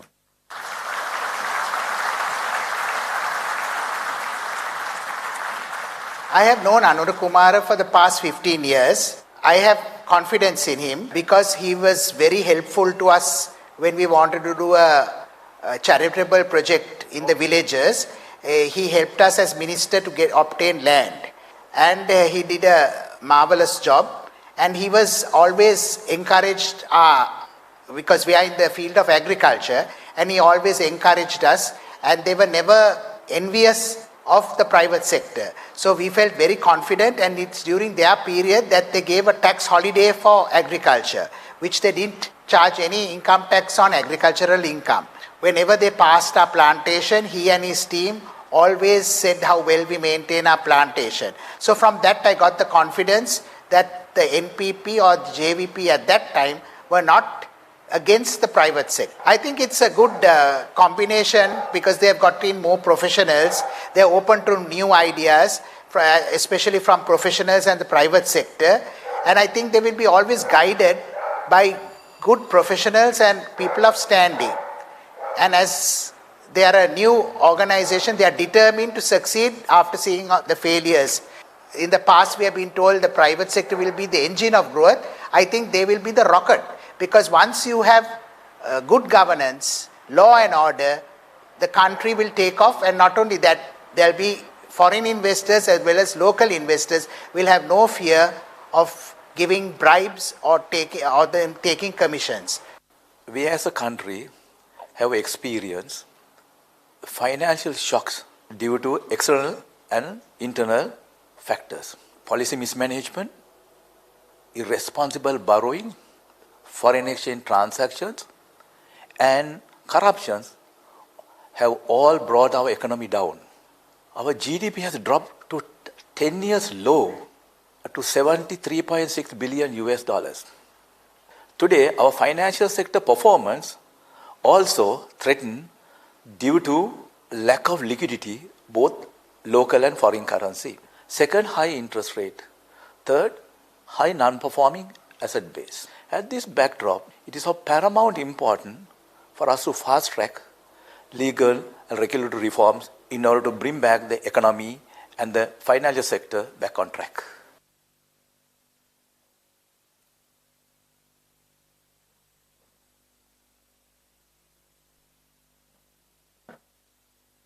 It's evident that the business community is looking forward to change, and a shift in system is necessary for the survival of our economy. And we know with certainty, and this is why we say this with so much confidence, that the Jatika Jana Balavegaya, led by Anura Kumara Disanayaka, is the only party that is truly able to make this change possible.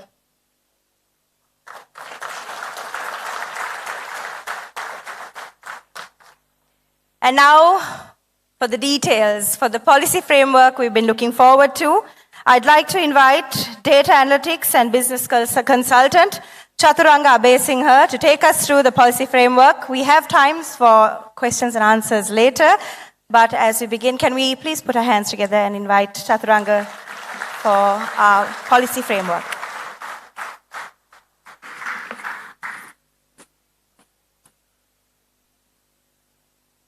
Thank you, Rai. So I probably would have been the happiest person. So I moved from finance to data science and analytics in 2015. So one of the biggest hurdles in corporate sector to transform digitally and to data, one barrier is the leadership belief. And today when Anura Kumara Disanayaka talks about using data and informed decisions to build this country, I mean, that is what any analyst or a data scientist or a digital transform coach would like to hear. And I'm glad that we have a leader like Anura and a team who believes in data. So today, before I start, I remember when I did my A-levels in commerce, there was a favorite question in the commerce paper. I think it's still there. It's at the end of the paper. It says, differentiate economic development and growth. I think still our people in this country does not know the meaning of economic development and growth. We have been talking about economic development, and you heard earlier in the speeches both Dr. Harini and Anura how the inequality and it has not got distributed to continuously improve the lives of the people. So the growth has taken place, but development has not taken place. So the today's focus in this presentation is to give you the components and the areas that we would focus in building this economy. So when we talk about a resilient economy, we know there will be internal and external shocks, man-made shocks, the natural disasters and external shocks, but a country or economy should be able to come up fast and recover fast. That's what a resilient economy means. Before we get into how to build or put this on track and what are the components that we are going to use, we need to understand where are we now. We are in a bankrupt situation or near bankruptcy where our foreign trade deficit for the last few decades, it has been around $8 billion. It has not eased. The exports have not increased enough or the imports have not reduced. The fiscal deficit is going out of control. It's not sustainable. Currently, it's about 2,400 billion LKR, and that is the money that will be that should be utilized to build our corporates and businesses. And again, the foreign debt of 53 billion that we owe to the world, whether we have invested this 53 billion into productive investments that could yield our GDP. And when it comes to the income inequality, I think we discussed enough that you know there's a problem that we need to fix. And the contracting of the economy that we are forecasting a contraction of about 9% in the years to come. So whilst we have all of this in the back of our mind, I'm going to explain you the fundamentals of our economic policy. Since I was a student, or even when I was working as a professional, we had various governments and various leaders, but we never heard of a vision, a country where the country should head. Now, for Jatika Janabalawegya, we are very clear that we are driving or thriving for sustainable development. We would be driving our resources and people to take a part or integrate ourselves into the global value chain. If we can't do it, if you can't take the part of the production, if you can't be part of that value chain, we would not be able to bring those benefits to our nation. And again, we are a small nation, we might not be able to produce jobs for everyone. But 350,000 people come out of each year, so we need to create a competent human capital that we can use for our production and services in the country, as well as we can win the world where our people will go outside as entrepreneurs or service providers to build this nation going forward. As we discuss along this session, it's about an inclusive society, inclusive economy, that how do we try to create opportunity to people who does not have opportunity to get into the economic development process. The 4 pillars that we would use in building our economic policy, one is about the production plan, where we would have a strategic plan for the country which will be agreed with you all, where should the country direct. I know all the corporates here, you have 5-year plans, 3-year plans, and again a 1-year plan. But as a country, have you heard about it? Do you know where your industry should go in the next 5 years? We haven't. So we need to set that up. You have the knowledge, we will facilitate and we will create that plan. And again, for us to achieve this plan, we need the human capital. We can't have the current education system. We need to build the capacity that who can support this production and the skills that we need in this journey. And also, I think this is not a thing that we should even debate. It's the efficient and the effective government. The governance has to be efficient and effective to drive the economy, and that is a key pillar that we would look forward to. And the international trade piece. We know we can't survive on our own. There's international trade, and the global trade, global economy is there for us to capture, which we have not captured so far.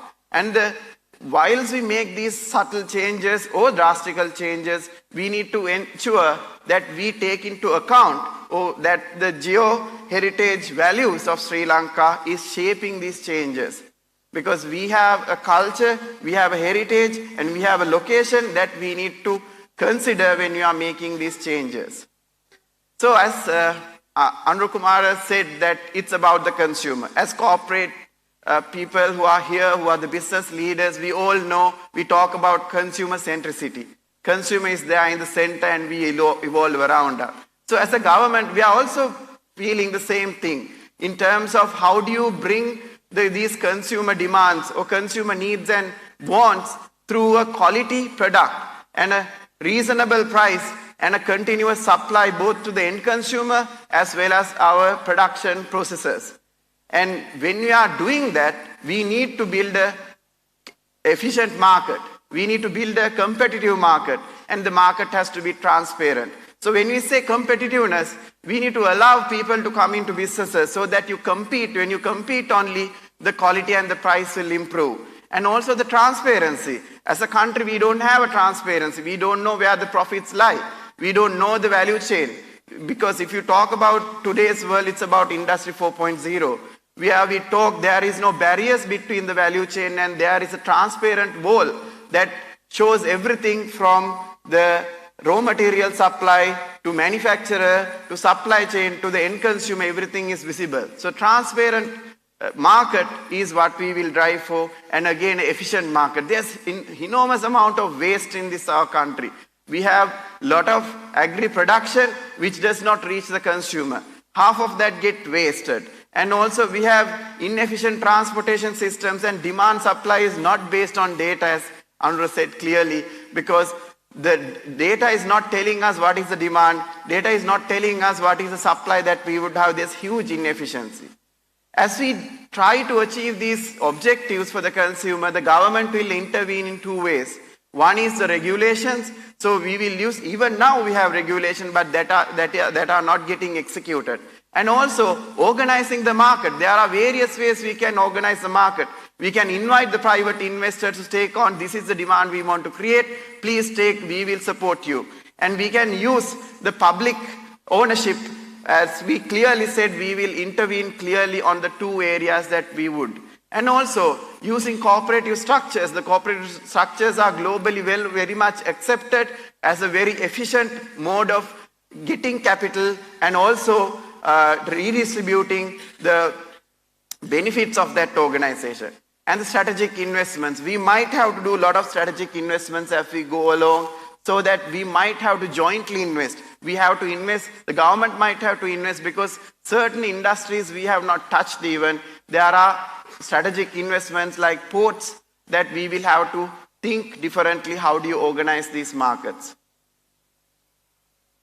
So when I said about the production plan, I think there is some misconception that, there can be like a plan that everybody has to stick to it. No, it's about what are these focus industries that we're going to do. Every country has done it. Germany has done it. Japan has done it. Singapore has done it. They have decided what are their competitive advantages. As a country, they have decided these are the 5 or 6 industries we are going to prosper.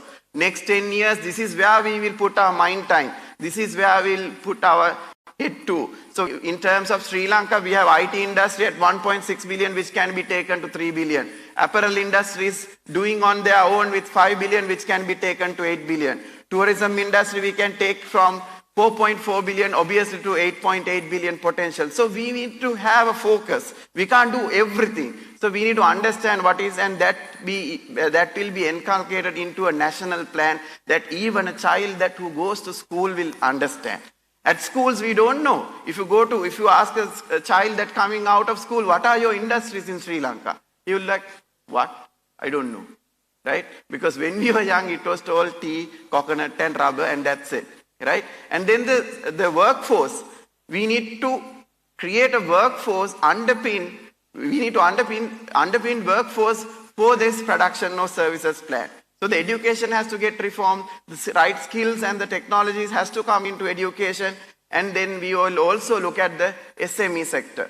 As we clearly say, SME sector will allow us to distribute the wealth in more equitable way into the society, because as we grow the SME sector, which is to 53% now, if it's a developed economy, it goes closer to 90%, where the contribution of the SMEs. And the government accountability, this is something you wouldn't have heard or thought of, right? With Jatika Janabalawegaya government, we will be responsible for the industry. We will be responsible for your business, because if you fail, we all fail. If you fail, we lose jobs. If you fail, we lose our dollars. That as a government, we will have to be responsible. Has there been any minister who has been responsible that we couldn't reach the targets? I have heard about the IT industry going to 5 billion, and I have been listening to this since 2012. But there's no responsibility in the government. The private sector tries on their own and corporates tries on their own, but there is no accountability into the government. As much as we would be responsible for the citizens, we will be equally responsible for all the businesses in the country, because we need these businesses to succeed. So when you talk about the human resource, this is very important, right? So if you create a corporate plan, a business plan, then you will go to the HR, your HR organization and say, these are the skills I want. This is the critical talent. These are the talent that I need to save. And these are the skills that we need to build within the next 5 years, the technology, the digital literacy, the numeracy. These, you will tell the HR team this is what you need to do. So as a country, also the same thing. If you have a production plan, you need to have a human resource plan that will deliver. And then when you deliver that, we need to create knowledge. I don't think we have ever created knowledge. We have exam system that does not create knowledge. We don't inculcate entrepreneurship. We don't inculcate innovation. We don't create people who can ask questions and innovate. So the knowledge is from university system to school systems. We have to ensure that the knowledge is ability to build. And the skills and the attitudes. We are very conservative nation that we don't want to take risk to do business also. And then the skills from the people in terms of digital literacy and language skills like English, we need to have those skills as we go on. And we have to create a global citizen. We can't look at only Sri Lanka and develop this country. There's enormous amount of opportunity. So if you create a global citizen, you need to have the right skills and the attitudes and the values for you to go to the world and win that world like India has done. And also a socially conscientious people, because now we know the consumers are very much concerned about environment. People are concerned about ethics. People are concerned about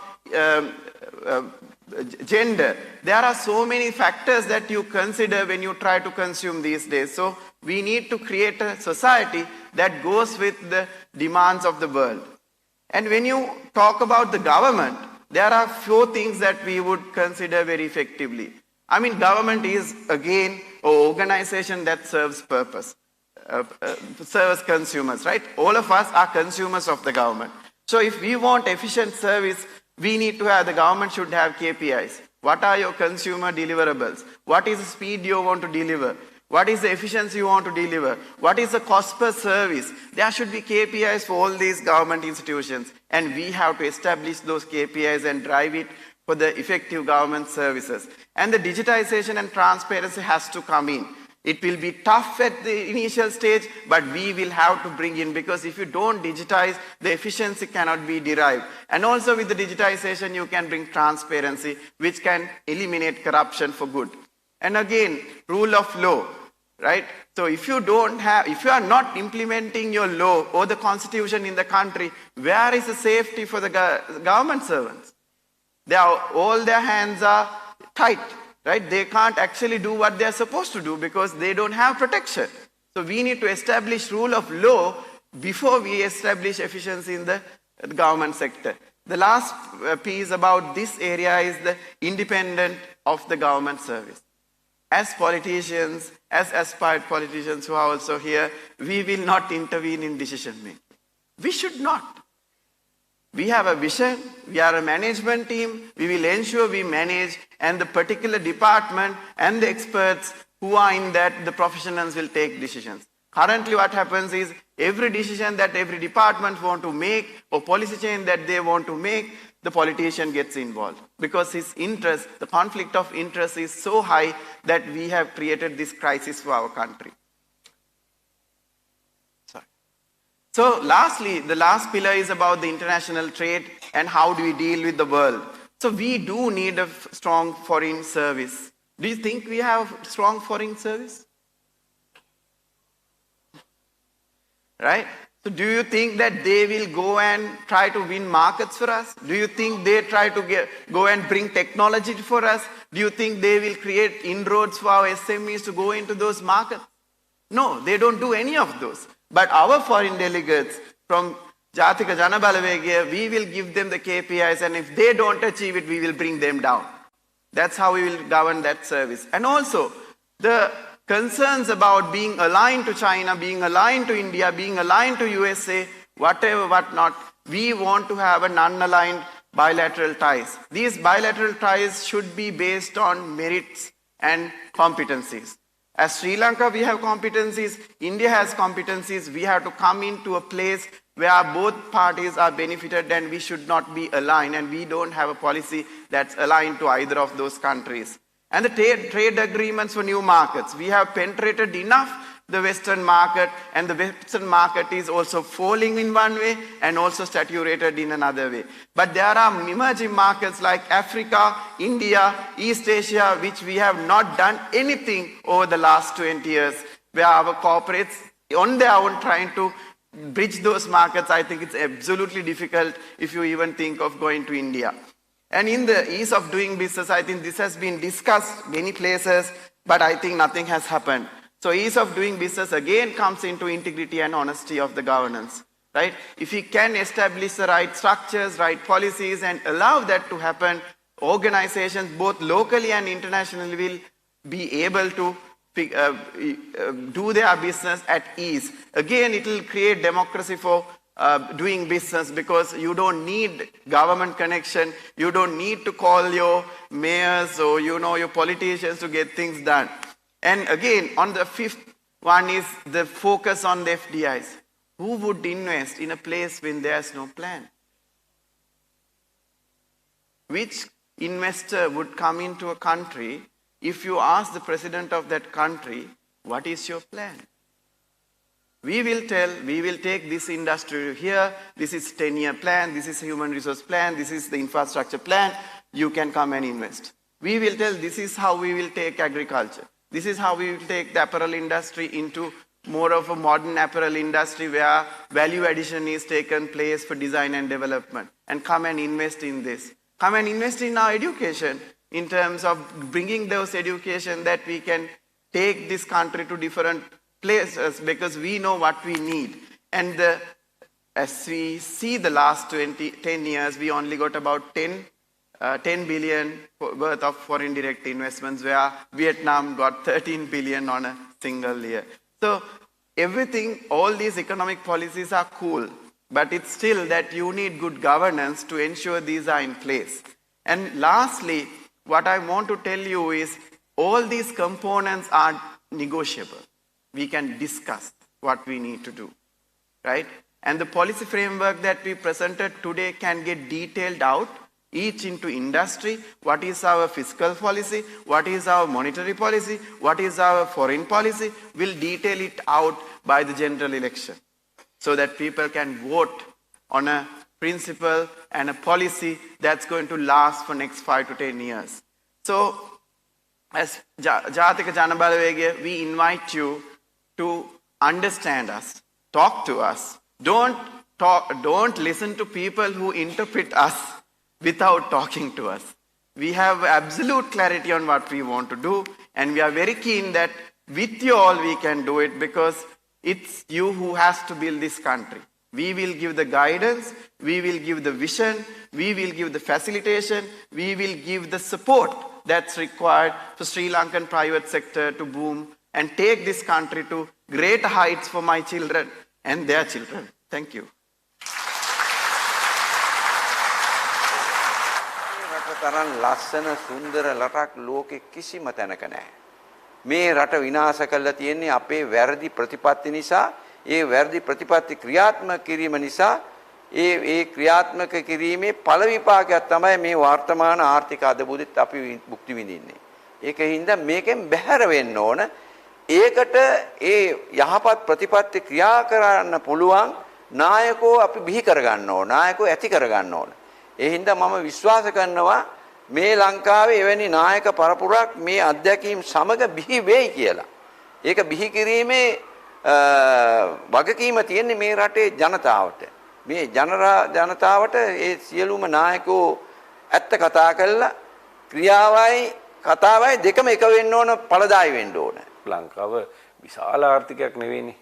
කුඩා ආර්ථිකයක්. එතකොට දැන් හැමතැනදීම අපි වැටිච්ච තැන් වලින් අපි බොහොම ඉක්මනට ගොඩ ඇවිල්ලා තියෙනවා. ඒ කියන්නේ මේ වගේ මේ කරප්ෂන් ලෙවල් එක වැඩි වෙලා ඒ හැමදේම තිබිලත් අපි යම් කිසි විදිහකට මිනිස්සු නැගිටලා තියෙනවා. එහෙම නැතුව මේ කරප්ෂන් ලෙවල් එක නැත්තරම නැති හෝ අඩු තත්ත්වයක්, ඒ වගේම මිනිසුන්ට මේ කියන්නේ ප්‍රතිපත්ති පැහැදිලි තත්ත්වයක් තියෙනවා නම් මං හිතන්නේ මේ එච්චර අමාරු වෙන එකක් නෑ මේ බිස්නස්මන් කෙනෙක්ට මේ ආර්ථිකයට එක්ක සහභාගී වෙන්න.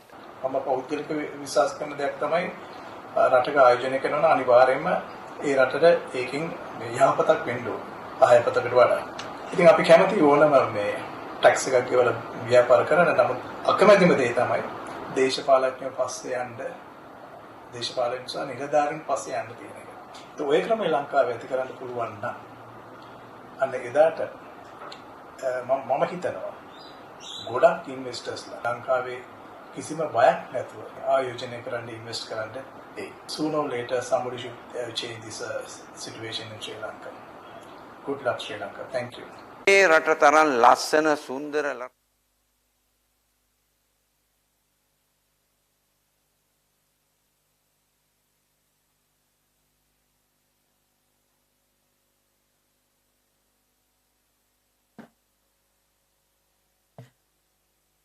Thank you very much, Chaturanga, for sharing our economic plan. It must also be said, especially since Harini introduced me with these credentials, that Chaturanga is a team leader for the Kotte Municipal Council. And of course, we would like to see young leadership, and we hope that you also believe in this same change. Right, we're now moving on to our Q&A session. We know that you have many questions, and the reason we know this is because at the very beginning or at the start, if any of you missed this, we did talk about this card that each of you were given as you walked in with a QR code, and we asked you to share your questions on the app. Whatever questions that were already there, if someone else had shared a question that you thought was pertinent and something that had to be recognized and talked about, we wanted you to bump it up, and you have, and I think we have well over 100 questions. Clearly we don't have the time for this. We would love to keep you here for many hours and have you have our panel answer these questions, but we know that in the interest of time it's going to be difficult. So a few notices, as it were, or house rules, as we invite our panel. If you still have a question, you can use a QR code. If you don't have a QR code, please do borrow it from someone who might be seated close to you. The second thing that we wanted to also share with you is that we will have both the questions that are on the app, and we will come to you in the audience with our questions. However, we understand that you may have many observations and reflections, and we would like for you to share those. We've also shared an email address on our card, biz@npp.lk. We want obviously for you to share recommendations, ideas with us, so please do so on that email address. And anyone asking a question from the audience, we know it's hard, but we'd like for you to keep it to less than 30 seconds. So observations, reflections later, but very short questions, and we'll take them from the audience. We will have microphones in the audience a little later on. But before any of that, let's get our panel on stage. We'd like to invite the leader of Jathika Jana Balawegaya, Andra Kumara Dissanayake, to join us on stage. Professor Anil Jayantha Fernando, who is from the Department of Accounting, Faculty of Management Studies and Commerce, University of Sri Jayawardhanapura. We also have Professor Janak Kumarasinghe from the Department of Business Economics, Faculty of Management Studies and Commerce from the University of Jayawardhanapura. We have Professor Sita Priyangani Bandara, Department of Economics, University of Kelaniya, and all of those whose names I've mentioned already are part of the Jathika Jana Balawegaya's Economic Council, which has been working very hard to put together our policies and to come together. And last but not least, we have Chaturanga Abesinghe, Data Analytics and Business Consultant. Chaturanga, if you could also join us on stage. And now to the 100 questions. So we asked you to bump up some of those questions, and I have them here with me. I believe, there you go. Some of them are already on screen. And some of them might be questions, like I said earlier, that might be of interest to you. And I will leave it to the panel to decide who may answer. But if you have your microphones in hand, I think the first question already has 32 thumbs up. So 32 people want this question answered. There are, I think, nearly over 1,000 of you here, but we will have this question. So the question is, how friendly will an NPP government be to private businesses? Would you create SOEs to compete with private sector businesses? And I will leave it to someone in the audience to answer this first question.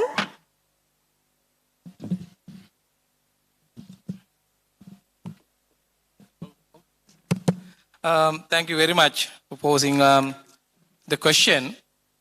So how friendly will NPP government to private businesses?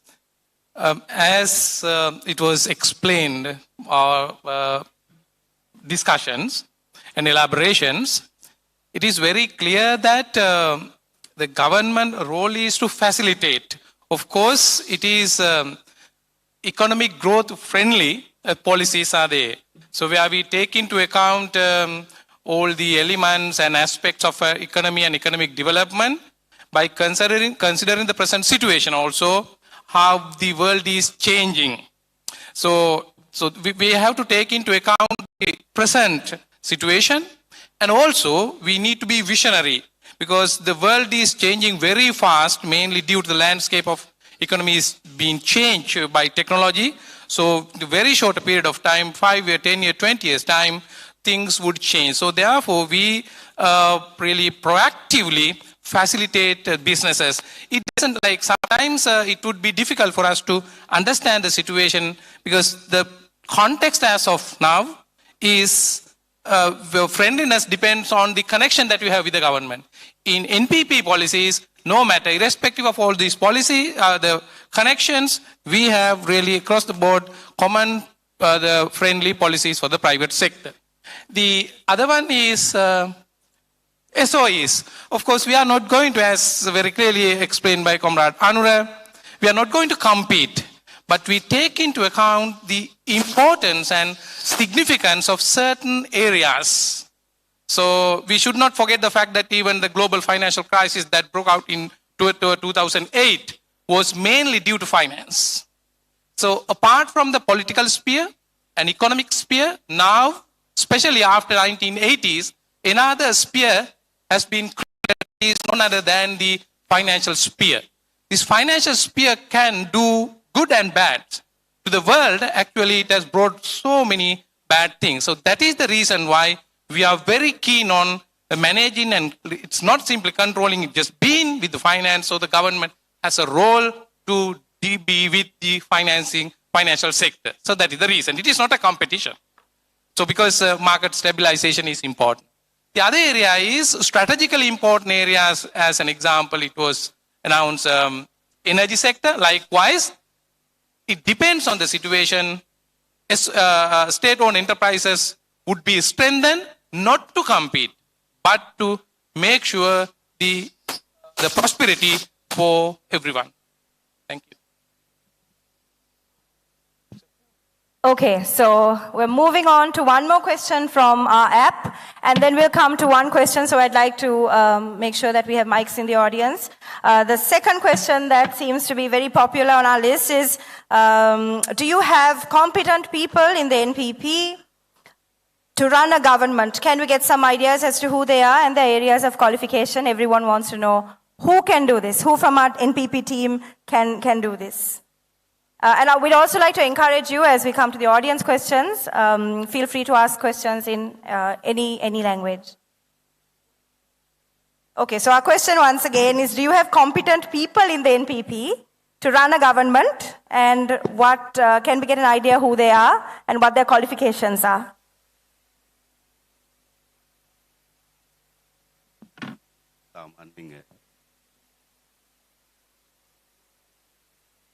පළවෙනි එක තමයි right අපි විශ්වාසද කියලා ප්‍රශ්නේ අහන එක සාධාරණයි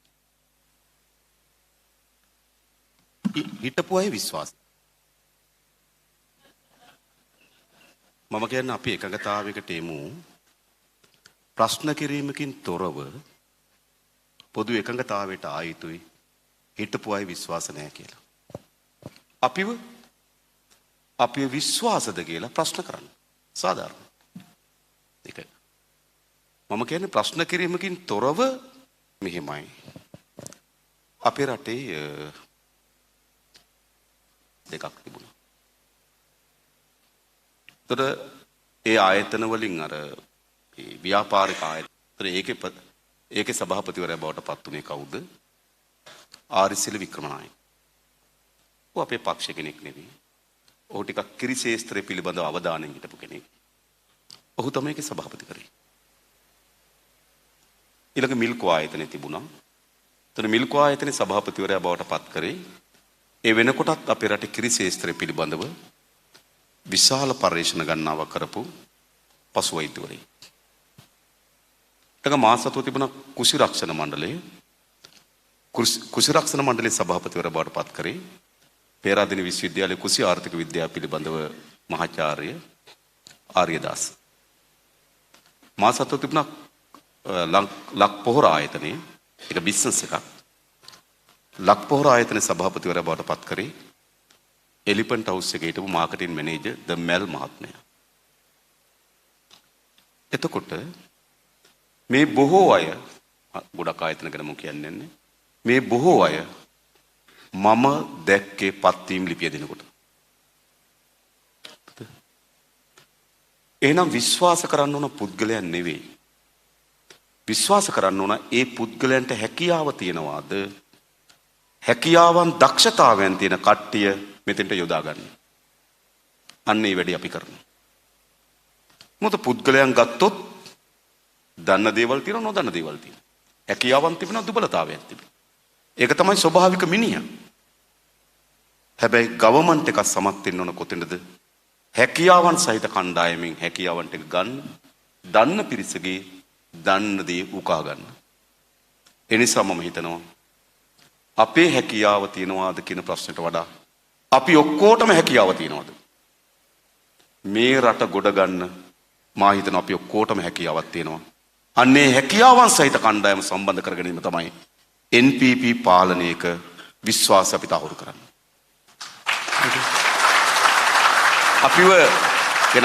අපිට මේ හැකියාව නැහැ කියලා විශ්වාස. ඒ කියන්නේ NPP එකට මේ හැකියාව නැහැ කියලා විශ්වාස කරනවා. ඒ කියන්නේ ඔබටත් ඒ හැකියාව නැහැ කියන එක. නිසා අපේ ප්‍රයත්න බවට පත් වෙන්නේ අපි ඔක්කොම ඒ හැකියාවන් සහිත කණ්ඩායම් කොහොමද මේ වැටී තිබෙන රට ගොඩ ගැනීම සඳහා උපයෝගී කර ගැනීම තමයි අපේ වැඩසටහන බවට පත් වෙන්නේ. ඒ නිසා මම හිතනවා අපි විශ්වාස කරනවා නම් මේ වැඩේ කරන්න පුළුවන්. බොහොම ස්තුතියි. අපි audience එකේ ප්‍රශ්නයකට යොමු වෙමු. If anyone has a question, please raise your hand and we will bring the microphone to you. There's a raised hand there and raised hand there. We may have to.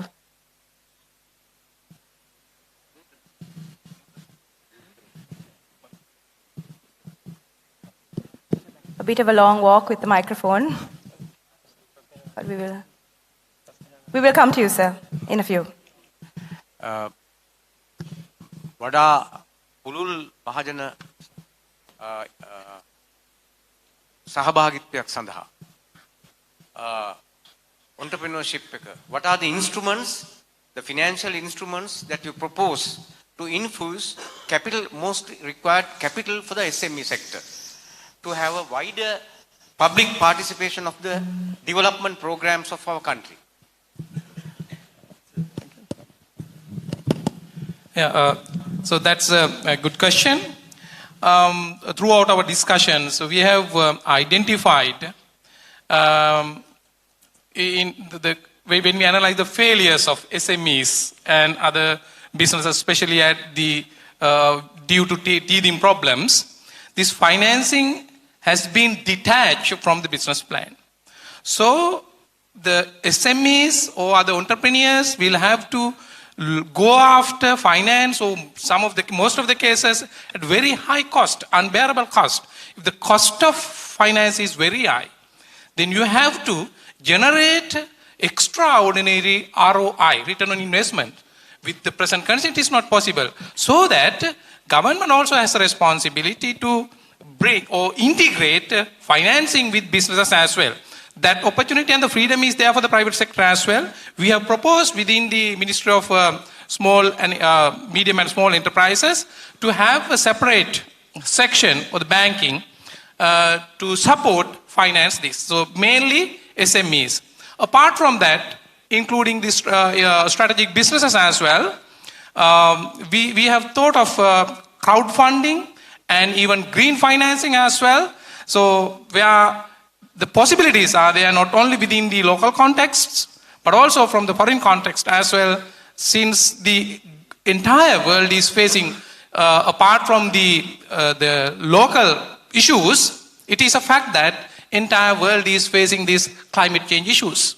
So opportunity and a particular window has also been open for green financing as well. So we have thought of these financing. In summing up our strategies, we will discuss and see different apparatus and instruments have to be thought of, maybe a bank or financial systems where the central bank would of course guide them. Our focus and target is not to isolate or not to separate financing from entrepreneurships, integrate financing with businesses and entrepreneurships. If no one is adding on a question, okay, we can take one question, then we'll move to one more here. I have a question. Will you address higher education institutions? I mean, what is your opinion? I have designed a master's course which is not there in the whole world, which has a potential of millions of years per year. But nobody is taking it. I sent to so many letters to the newspapers, no one is considering. There is a requirement for master's course in construction auditing, construction management and auditing. It has a potential of more than 1 million per year. The master's course is not there in the whole world because I have designed that course. I have given a YouTube lecture. No, I have given a YouTube. No, you can just listen that. Thank you, sir. I think your question is about education, so we may be able to answer that very briefly. Definitely, your idea is well taken. Definitely, we will respect. We need to, introduce new courses in the postgraduate sector. Definitely, we have to go with the moving world. So we need, we have to think about what are the new potential areas. Based on that, while organizing the industry, we have to organize the education areas. So simultaneously, we have to balance these two sectors together. Definitely, we'll take your idea forward. I'm going to move to a question that's here on the screen because I think this is a hot question also. The current government has put forward their plans to privatize some of the loss-making SOEs. Do you agree with that plan? If not, why? And how would you turn around those SOEs so as not to burden the state? And we leave that question also on loss-making SOEs. We know that there's a lot of conversation about particular organizations. Then, ගොඩක් අය අහන ප්‍රශ්නයක් මම හිතන්නේ අපේ වාණිජ මණ්ඩලයේ උපසභාපතිතුමා ඉන්න දුමින්දයි මායි අතර වැඩිපුර සංවාද වුණු කතාව එක මෙහෙමයි. අපි හිතනවා රජය මූලික වශයෙන් මා කලින් කිව්ව වගකීම් දරිය යුතු තැන් ටිකක් තිබෙනවා. ඒ ටික රජය තබා ගත යුතුමයි. දැන් ගොඩාක් CPC එකේ ලොස්ට් එක ගැන කතා කරනවානේ. CPC එක කාර්යයන් දෙකක් කරනවා. එකක් ක්‍රූඩ් ඔයිල් ගෙනල්ලා ඒගොල්ලෝ පිරිපහදු කරලා විකුණනවා සපු ගස් කන්ද. තව කොටසක් කරනවා පිරිපහදු කරන ලද තෙල් ගෙනල්ලා මාකට් එකේ විකුණනවා. සාමාන්‍යයෙන් අපි කවුරුත් දන්නවා ක්‍රූඩ් ඔයිල් ගෙනල්ලා විකුණන සෙක්ෂන් එක හොඳයි කියලා හිතනවා. නම් පාඩුව තියෙන්නේ අතන. ඔතන CPC එකේ කාර්යය මොකද්ද? ටෙන්ඩර් කරලා හෝ නොකර තෙල් ටිකේ තෙල් නැව කොළඹ වරායට ගේනවා. කොළඹ වරායට ගෙනාවට පස්සේ ඒ තෙල් කොළොන්නාවේ සහ මුතුරාජවැල ගබඩා වලට ගෙනියන නල පද්ධතිය මෙහෙවන්නේ CPSTL කියන පුද්ගලික සමාගම. කොළොන්නාවේ සහ මුතුරාජවැල ගබඩා සංකීර්ණය පාලනය කරන්නේ CPSTL සමාගම. ගබඩාවල සිට පෙට්‍රල් සෙට් දක්වා බෙදා හරින්නේ CPSTL සමාගම. අලෙවි කරනවා තෙල් සංස්ථාවේ සෙඩ් වල හා නියෝජිත සෙඩ් වල. නම් තෙල් සංස්ථාවේ එක කරන්නේ කාර්යයන් දෙකයි. එකක් තෙල් ගේන එකයි සෙඩ් වල විකුණන එකයි. සෙඩ් වල විකුණන තැන පාඩු නැහැ. මොකද එතන විකුණන්නේ කමිෂන් එකට. එහෙනම් ප්‍රශ්නේ තියෙන්නේ කොතනද? එකක් ගේන තැන ප්‍රශ්නේ. පහුගිය කාලේ සාමාන්‍යයෙන් ඔයගොල්ලෝ දන්නවා සිංගප්පූරු ෆ්ලැට් රේට් එකත් එක්ක බලපුවාම අපි තෙල් ආනයන කරපු දවසේ ඉඳන් ප්‍රීමියම් එක ඩොලර් 4ට වඩා වැඩි ගිහිල්ලා නැහැ. පහුගිය දවස්වල ප්‍රීමියම් එක ඩොලර් 28යි. ඒ කියන්නේ පෙට්‍රල් ලීටර එකට රුපියල් 67ක් ප්‍රීමියම් එක. හරිද? එතන ලොස්ට් වෙන එක තැනක්. දෙවෙනි තැන ආණ්ඩුව කියනවා ඒගොල්ලන්ගේ කොස්ට් එකට වඩා අඩුවෙන් තෙල් විකුණන්න කියලා. ඔයගොල්ලෝ ව්‍යාපාරිකයන් හැටියට කොස්ට් එකට වඩා අඩුවෙන් විකුණන පාඩුයි. එහෙනම් මේ පාඩුව සහන ආධාරයක් ලෙස භාණ්ඩාගාරේ බාර ගන්න ඕන. හැබැයි භාණ්ඩාගාරේ බාර ගන්න නැතුව ඒක තෙල් සංස්ථාවට වැටෙනවා. 2019 භූමි තෙල් සහන ආධාරය නිසා විතරක් පාඩුව රුපියල් බිලියන 7යි. භූමි තෙල් වල කොස්ට් එකට වඩා අඩුවෙන් විකිණීම නිසා ඇති වුණු පාඩුව රුපියල් බිලියන 7යි. එතන පාඩුවක් ඇති වෙනවා. තුන්වෙනි එතන තෙල් සංස්ථාව ඒ අලංකයකට දුම්රිය දෙපාර්තමේන්තුවට හමුදාවට ප්‍රවාහනංශයට ණයට තෙල් දීලා දෙනවා. විදුලි බල මණ්ඩලයට. ඒගොල්ලෝ ණය ගෙවන්නේ නැහැ. හැබැයි ණය ගෙවන්නේ තුනට ඊළඟ නැවට තෙල් සංස්ථාව සල්ලි බඳින්න ඕන. සල්ලි බඳින්න ලංකා බැංකුවෙන් සහ මහජන බැංකුවෙන් ණයට ගන්නවා. දැන් තෙල් සංස්ථාවේ ණය ප්‍රමාණය ට්‍රිලියන 1යි. ට්‍රිලියන 1 කියලා කියන ආසන්න වශයෙන් ගත්තොත් මම හිතනවා අපි 15 පොලිය අනුපාතික බැලුවත් බිලියන 150ක් පොලිය ගෙවනවා. එහෙනම් ලොස්ට් වෙලා තියෙන කොතනද? ලොස්ට් වෙලා තියෙන්නේ ගවර්න්මන්ට් එක නිසි පරිදි කළමනාකරණයට අසමත් වීම. මම කියන්නේ තෙල් ගෙනල්ලා විකුණලා ලාභ ලබන්නත් බැරි නම් ඉල්ලුම අඩු වෙන්නේ අපත යන්නේ නැහැ. කල්ලිකුත් වෙන්නේ මන්ට ඒකට ගෝජන සේවා මධ්‍යස්ථානය පවත්වාගෙන යන්නත් බෑ. ගෝජන සේවා මධ්‍යස්ථාන කාර්යයට වඩා සංකීර්ණයි. ඒ නිසා ඒක තියෙන්නේ මම කියන අත්තරින පැත්තට නෙවෙයි බලශක්තිය ගවර්න්මන්ට් එක අතේ තියාගන්න ඕන කාර්යක්ෂම කළ හැකියි. හැබැයි සමහර ශේස්ත්‍ර තියෙනවා අපි කතා කරමු අපි එකඟයි. මම කලින් කිව්වේ මූල්‍ය සහ බලශක්ති ශේත්‍ර පිළිබඳ තමයි අපි අවධානය යොමු කරන්නේ. අනිත් ශේත්‍ර පිළිබඳ අපිට නේද අපිට සාකච්ඡා කරන්න පුළුවන් අපිට එකඟතාවයකට එන්න පුළුවන්. මේ තෙල් සංස්ථාවේ මේ ලොස්ට් එක ගැන ප්‍රශ්නේ මතුවලා තිබෙන්නේ තෙල් වල වැරද්දක් හරි එහෙම නැතුව තෙල් වල වැරදි තිබුණා නේද? එහෙම නෙවෙයි මේ කළමනාකරණය පිළිබඳ මතුවී තිබෙන ප්‍රශ්නේ. අනිත් එක මේ ආයතන විශාල බරක් වෙලා තිබෙනවා. දැන් ඔබ හිතන්න මේ වැඩේට තෙල් සංස්ථාවල සේවක කීයද ඕන? තෙල් ගෙනල්ලා විකුණන්නෙත් ඒ සෙඩ්ඩයිද කියන කීයද ඕන සේවක? එඳ මේ සේවකයෝ වැඩිවීම සිද්ධ වෙලා තියෙන්නේ දේශපාලනය මත. අද විශ්වවිද්‍යාලවල ඇකඩමික් ස්ටාෆ් එකට වඩා නන් ඇකඩමික් ස්ටාෆ් එක වැඩි. උගන්වන්න ඉන්න අයට වඩා උගන්වන්න සපෝට් කරන අය වැඩි. ඇයි? උගන්වන අය දේශපාලන පත්වීම් දෙන්න බෑ. යට ෆස්ට් ක්ලාස් එකක් තියෙනවා, සෙකන්ඩ් අපර් එකක් තියෙනවා. හැබැයි ගාඩන් එක සුද්ධ කරන්න දේශපාලන පත්වීම් දෙන්න පුළුවන්. මේකයි සිද්ධ වෙලා තියෙන්නේ.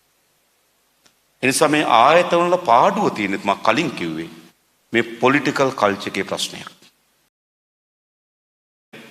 මා කියන්නේ මේ සියල්ල ගවර්න්මන්ට් එක කරන්න ඕන කියලා. කතා කරමු. අත්තරින්න ඕන තැන් අපි අත්තන්නේ ලෑස්ති. හැබැයි අත්‍යවශ්‍ය තැන් ටිකක් තියෙනවා අපි හිතනවා පවත්වාගත යුතුයි කියලා.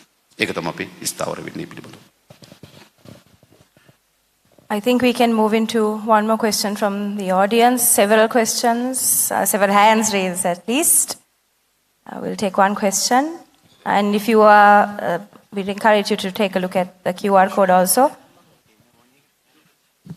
Hello, hi, thank you. So my question is for Chaturanga actually. So what is your view or rather plan in terms of introducing deep digital automation, digital transformation in terms of AI, blockchain and all this into the government service, as well as how you are going to handle the backlash when you introduce those services? Obviously the number of heads going to be cut down from the government service, and how you are going to deal with the trade unions in that case. So thank you for the question. I think even for any digital transformation, as I told, it's the vision of the leadership that matters. And first, there has to be process improvement, right? Before you digitize, there need to be a lot of process improvements we have to do to bring in productivity. So after that, only the digital transformation should take place. Otherwise, we would be digitizing waste as we go along. So what we would do in Jatika Janabalawege government is we will do a process audit first to understand which are the areas that can be made efficient, which are the areas that you can use concepts like lean and productivity improvement and bring efficiency, and then to see what are the areas that we need to digitize. So there are practically proven areas that globally digitization has helped in governance, in again trying to service the customer. So whilst we do this, it will be a periodic assessment, and there will be periodically we would understand there are two things in this transformation. One is the digital literacy and the adaptation. We all know technology does not make change, but the mindset that has to get changed. So we will have to take from leadership to drive this change. And again, as we go along, there will be different requirements of human resources. It may be not the same competencies that we are having now. We might have to upskill. And if we have excess people in the processes, we will have to see how we can redeploy them in different processes that we will do in the governance. And over a period of time, it will become efficient. It's not going to happen within 1 to 3 years, but the process we will start and the journey we will start as we take on power. I think, is someone else going to add on? Okay, so අපි එහෙනම් ඊළඟ ප්‍රශ්නට යන් ඒකත් අපේ නිතර අහන ප්‍රශ්නයක් නිසා I think there are 36 of you who have liked the question, so many of you want an answer. අපිට ජාතික ජන බලවේගයට බලය ලැබුණා. There's one more question. Okay, so we'll take that and then come back to this. Good evening, everyone. First of all, this question is to Mr. Andra Kumara Desanayake. I was not happy with the answer which you gave for the second question. We all confident on ourselves, but I don't want to invest in something which is not very clearly. If I'm coming to politics, if I don't know the exact candidates, I'm not ready to vote for them. Now, as for Jatika Jana Balawege, I only know few phases in the parliament. We can't change all 225 in next election. So who are going to be your candidates, and how have you been chosen already, or you are going to choose this? And the second question, I'll finish it just less time. What do you think about privatizing the education, and are we planning to bring in any private universities into Sri Lanka, or are we keep on sending our dollars to foreign countries for them to earn it? Thank you very much. Okay, the questions are clear. මම හිතන්නේ අපේ අපේක්ෂකයන් සම්බන්ධයෙන් තමයි අර මූලික ප්‍රශ්න තිබ්බේ. දෙවෙනි ප්‍රශ්නට ඊට වඩා ටිකක් පුළුල් උත්තරයක් ඒ මහත්මයා ඉල්ලනවා. මම හිතන්නේ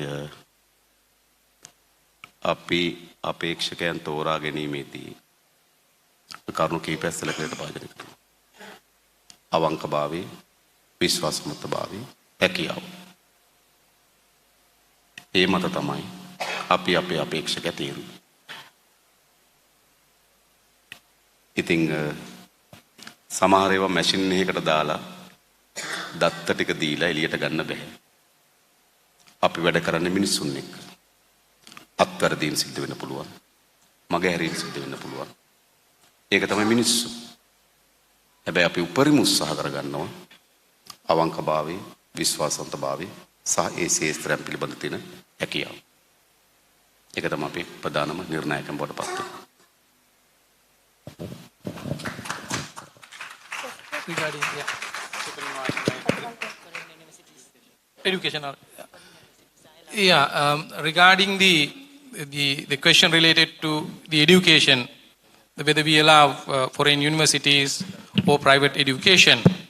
Of course, like I can give you a direct answer also, we don't have any hesitation of not allowing, so private sector is there.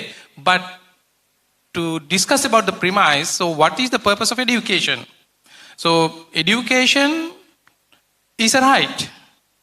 It has a cost. Sometimes there is a misconception about the education free. It is not really free. It has a cost. And what matters is how we bear the cost. Whether we individually bear the cost or collectively bear the cost. Since it is a right, the government policies, we recognize this thing as a right, then there is another issue. If you do not have money, then even though it is a right, then under market mechanism, they will not be able to have the education. That's not right. So therefore, it is an utmost responsibility of the government to make sure that everyone has the access to education. It's a right. Yeah, but in obtaining the education, there may be different paths. See, the government responsibility. So as of now, we face a present situation where private sector is also operating. Then we it would continue. But we know that if the private education is too much profit-oriented, it would think only about the profits, and it is very practical and obvious that they may disregard the other social aspects of this. So that is why the government needs to intervene in that. And the regulation, monitoring, we need to make sure that whether the right cost is charged, whether the assured quality is delivered, whether the competent outcome would be there. Because at the end of the day, all those things are integrated. Our economic plan is integrated with the human resources. The human resources come out from this education. So in that regard, we allow the private sector also to operate like that with the government. But in the longer run, of course, the freedom is there. If you want, you can go abroad, you can learn. But the government's the policy is to ensure that everyone has a right to have a proper education, to be someone who can question the world. Chaturanga, you also. Yeah, I want to add one more thing to. චූට්ටක් මම එක පැහැදිලි කරන්නම් මෙහෙම. අපි හිතනවා අපේ රටේ සංවර්ධන මාවත තියෙන්නේ අපේ මේ මානව සම්පත දියුණු කිරීමේ. අපිට වෙන විශාල සම්පත් නැහැ. අපි අපේ රට ගැන ආඩම්බරයි. අපි ගොඩාක් සාහිත්‍ය ලියනවා. ඒත් අපි ඇත්ත ගියොත් අපිට තියෙන විශාලම සම්පත මේ මානව සම්පත. එහෙනම් මේ මානව සම්පත දියුණු කරන්න නම් අපේ වැඩපිළිවෙලක් යටතේ ප්‍රධානම අධ්‍යාපනය. ඒක තමයි අපි ප්‍රධාන. එහෙමනම් අධ්‍යාපනය රජයේ වගකීම. අපි හිතන්නේ නෑ තමන්ගේ පොකට් එකේ තරමට තමන්ට අධ්‍යාපනය ලබා ගන්න පුළුවන්ද බැරිද කියලා සමාජයක් යුක්තිසහගත සමාජයක් නෙවෙයි. තමන්ගේ සාක්කුවේ තරමට තමන්ට අධ්‍යාපනය ගන්න පුළුවන්ද බැරිද? ඒක යුක්තිසහගත නෙවෙයි. ඒ නිසා රජය අවශ්‍ය අධ්‍යාපනය ලබා දීම සඳහා පූර්ණ වගකීම බාර ගන්නවා. හැබැයි කවර හෝ දරුවෙකුට තෝරා ගැනීමක් ලෙස පෞද්ගලික අධ්‍යාපනය ලබන්න ඕන නම් ඒකටත් අවස්ථාවක් තියෙනවා. ඒ තෝරා ගැනීම. ඒක යම් අපේ ප්‍රොෆෙසර් අනිල් කිව්වා වගේ යම් නියාමනයට ලක් කරන ලද පෞද්ගලික අධ්‍යාපනයක් තිබෙනවා. ඒ දරුවට ඒක තෝරා ගැනීමක් ලෙස. තව දරුවෙකුට අවශ්‍ය නම් විදේශගත වෙලා අධ්‍යාපනය ලබා ගන්න ඒ අවස්ථාවක් තියෙනවා. ඒතර අධ්‍යාපන ආකාර තුනකට පවතිනවා. රාජ්‍ය අධ්‍යාපනය, පෞද්ගලික අධ්‍යාපනය, විදේශ අධ්‍යාපනය. ඒ දරුවට අවශ්‍ය වෙන තෝරා ගැනීමේ අවස්ථාව තියෙනවා. අද තියෙන්නේ පෞද්ගලික අධ්‍යාපනය තෝරා ගැනීමක් ලෙස නෙවෙයි. අද ගෙදර උකස් කියලා අධ්‍යාපනය දෙනවා. මම දන්නවා ගෙවල් වලින් පවුල් පිටින් එළියට වැටෙනවා. ඒක සාධාරණයි. එනිසා අපේ අධ්‍යාපන ප්‍රතිපත්තිය බවට පත් වෙන්නේ තෝරා ගැනීමක් ලෙස පෞද්ගලික අධ්‍යාපනය පැවතිය හැකි. තෝරා ගැනීමක් ලෙස විදේශ අධ්‍යාපන ලබා ගත හැකි. හැබැයි අවශ්‍යතාවයක් නම් රජ අධ්‍යාපන ලබා දිය යුතුයි. මේක තමයි මූලික ප්‍රතිපත්ති බවට පත් වෙන්නේ.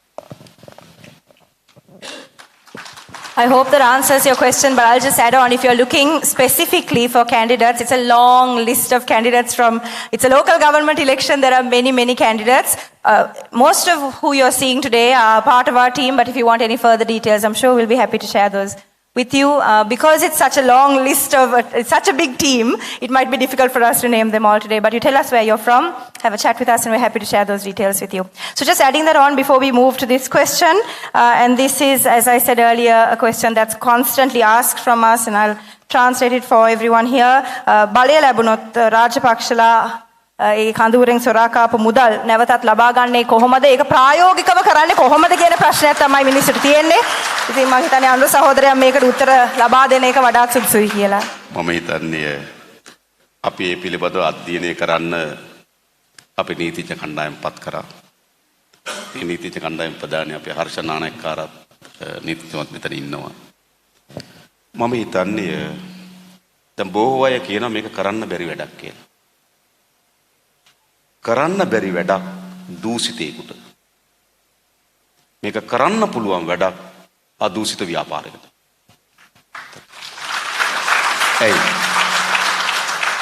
අපිට අපේ රටේ නීතියේ ප්‍රශ්නයක් නැහැ. අපිට මුදල් විසුද්ධි කරන පනත තියෙනවා. මුදල් උපයාගත්තු ආකාරය පෙන්වන්න බැරි නම් ඒ දීපල පවර ගන්න පුළුවන්. ඒ තරම් බලවත් පනතක්.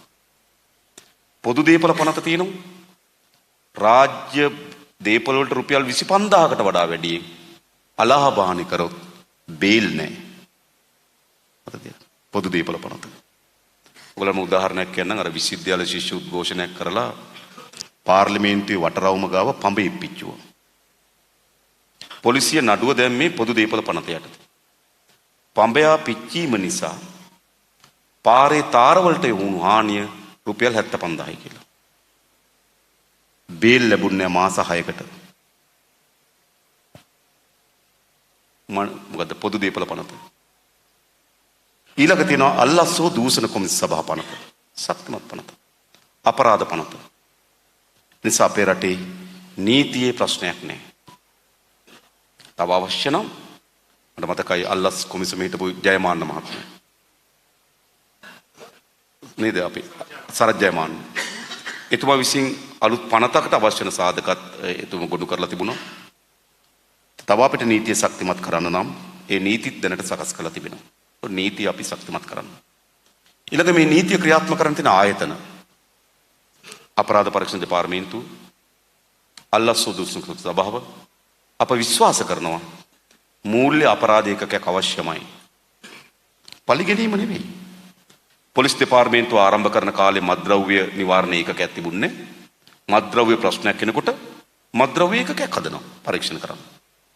පරිසර ප්‍රශ්නයක් කෙනෙකුට පරිසර ඒකකයක් හදනවා. එහෙනම් මූල්‍ය අපරාධ ප්‍රශ්නයක් වෙනකොට මූල්‍ය අපරාධ ඒකකයක් හදන්න ඕන. ඒ කියන්නේ පොලිස් දෙපාර්තමේන්තුව ආරම්භයේදී එහෙම ප්‍රශ්න නැති වෙනකොට එහෙම ඒකක ඕනේ නැහැ. ත්‍රස්තවාදයේ තියෙන කාලේ ඒ ත්‍රස්ත විමර්ශන ඒකකයක් හදනවා. TID එක. ඉතින් ඒ පොලිසිය පළල් වෙන්නේ තියෙන ප්‍රශ්නත් එක්ක. මූල්‍ය අපරාධ තියෙනවා මූල්‍ය අපරාධ ඒකකයක් අවශ්‍ය අපේ රටට. ඒ නිසා අපි ඔය පෞද්ගලික ආණ්ඩු විසිරුවා ලද මූල්‍ය අපරාධ ඒකක යලි පිහිටවනවා. ඒතර ආයතන තිබෙනවා. මම දන්නවා මේ ආයතන ගොඩක් ක්‍රියාත්මක වෙන්නේ ආණ්ඩුව මොන විදියටද හිතන්නේ කියන සාධකය මත. ආණ්ඩුව හිතන්නේ නිදහස් කරන්න නම් ආයතන හැසිරෙන්න නිදහස් කරන්න. මොකද ඒ නිලධාරියා හිතනවා මම නිකන් අමාරු වැටෙන්න උන්නේ. මොකද ආණ්ඩුව හිතන්නේ නිදහස් කරන්න. ආණ්ඩුව හිතන්නේ දඬුවම් දෙන්න නම් නිලධාරියා ඒ සඳහා වැඩ කරනවා. එනිසා අපේ ගවර්න්මන්ට් එකක් මේ දීපල පවරා ගැනීම නම් කළ හැකියි. මොකද ආණ්ඩුවේ වමනාවේ ඒක බව ඒ යාන්ත්‍රණය තේරුම් ගන්නවා. ඊළඟ විදේශගතව තියෙන ධනෙ දැන් ලෝකයේම මේ මූල්‍ය අපරාධ ප්‍රශ්නයක් බවට පත් වෙලා තිබෙනවා. එක්සත් ජාතීන්ගේ සංවිධානයට අනුබද්ධව ස්ටා කියන ආයතන පිහිටවලා තිබෙනවා. ඔවුන් අපේ රටේ යම් අපරාධයක් පිළිබඳ නඩුවක් ගොනු කරලා තිබෙනවා නම් තාක්ෂණික සහයත් තොරතුරු ජාත්‍යන්තර මේ එක්සත් ජාතීන්ගේ සංවිධානයට අනුබද්ධ ආයතනයන් විසින් ලබා දෙනවා. ඒ විතරක් නෙවෙයි විශේෂ අවස්ථාවක් තියෙනවා අපිට. පහුගියද එක්සත් ජාතීන්ගේ සංවිධානයේ මානව හිමිකම් කොමිසමේ යෝජනාවට ලංකාවේ පළවෙනි වතාවට ඇතුළත් වුණා ආර්ථික අපරාධකරුවන් ගැන පරීක්ෂණ කරන්න කියලා. ඒතර එක ජාත්‍යන්තර පිළිගැනීමක්. ඒ සඳහා අවශ්‍ය සහාය ලබා ගත හැකි. අනතුරුව ගත්තොත් ගොඩක් දීපල තියෙන තැනුත් අපි දන්නවා. හරිද?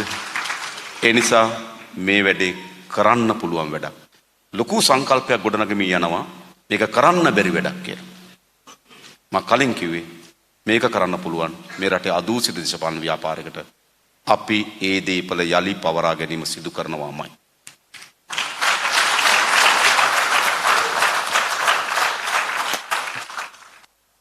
Thank you very much. I think we have time for only one last question. Shaminder, do we have a question from the back? Just one more question. This is our last question for today. Yeah, good evening. This is actually, as traders, the main problem we face in this country is that the paperwork. Like, any paperwork or, the procedures, rules and regulations to open a business or run a business which is already started. We are facing very difficult time in this regard. I remember about 2016 or 2017, I met a gentleman from Korea. He said, you people ask us to come here to invest in business, but by looking at your rules and regulations, we don't feel like doing business here. We feel like running away from this country. So how are you going to overcome these issues, please?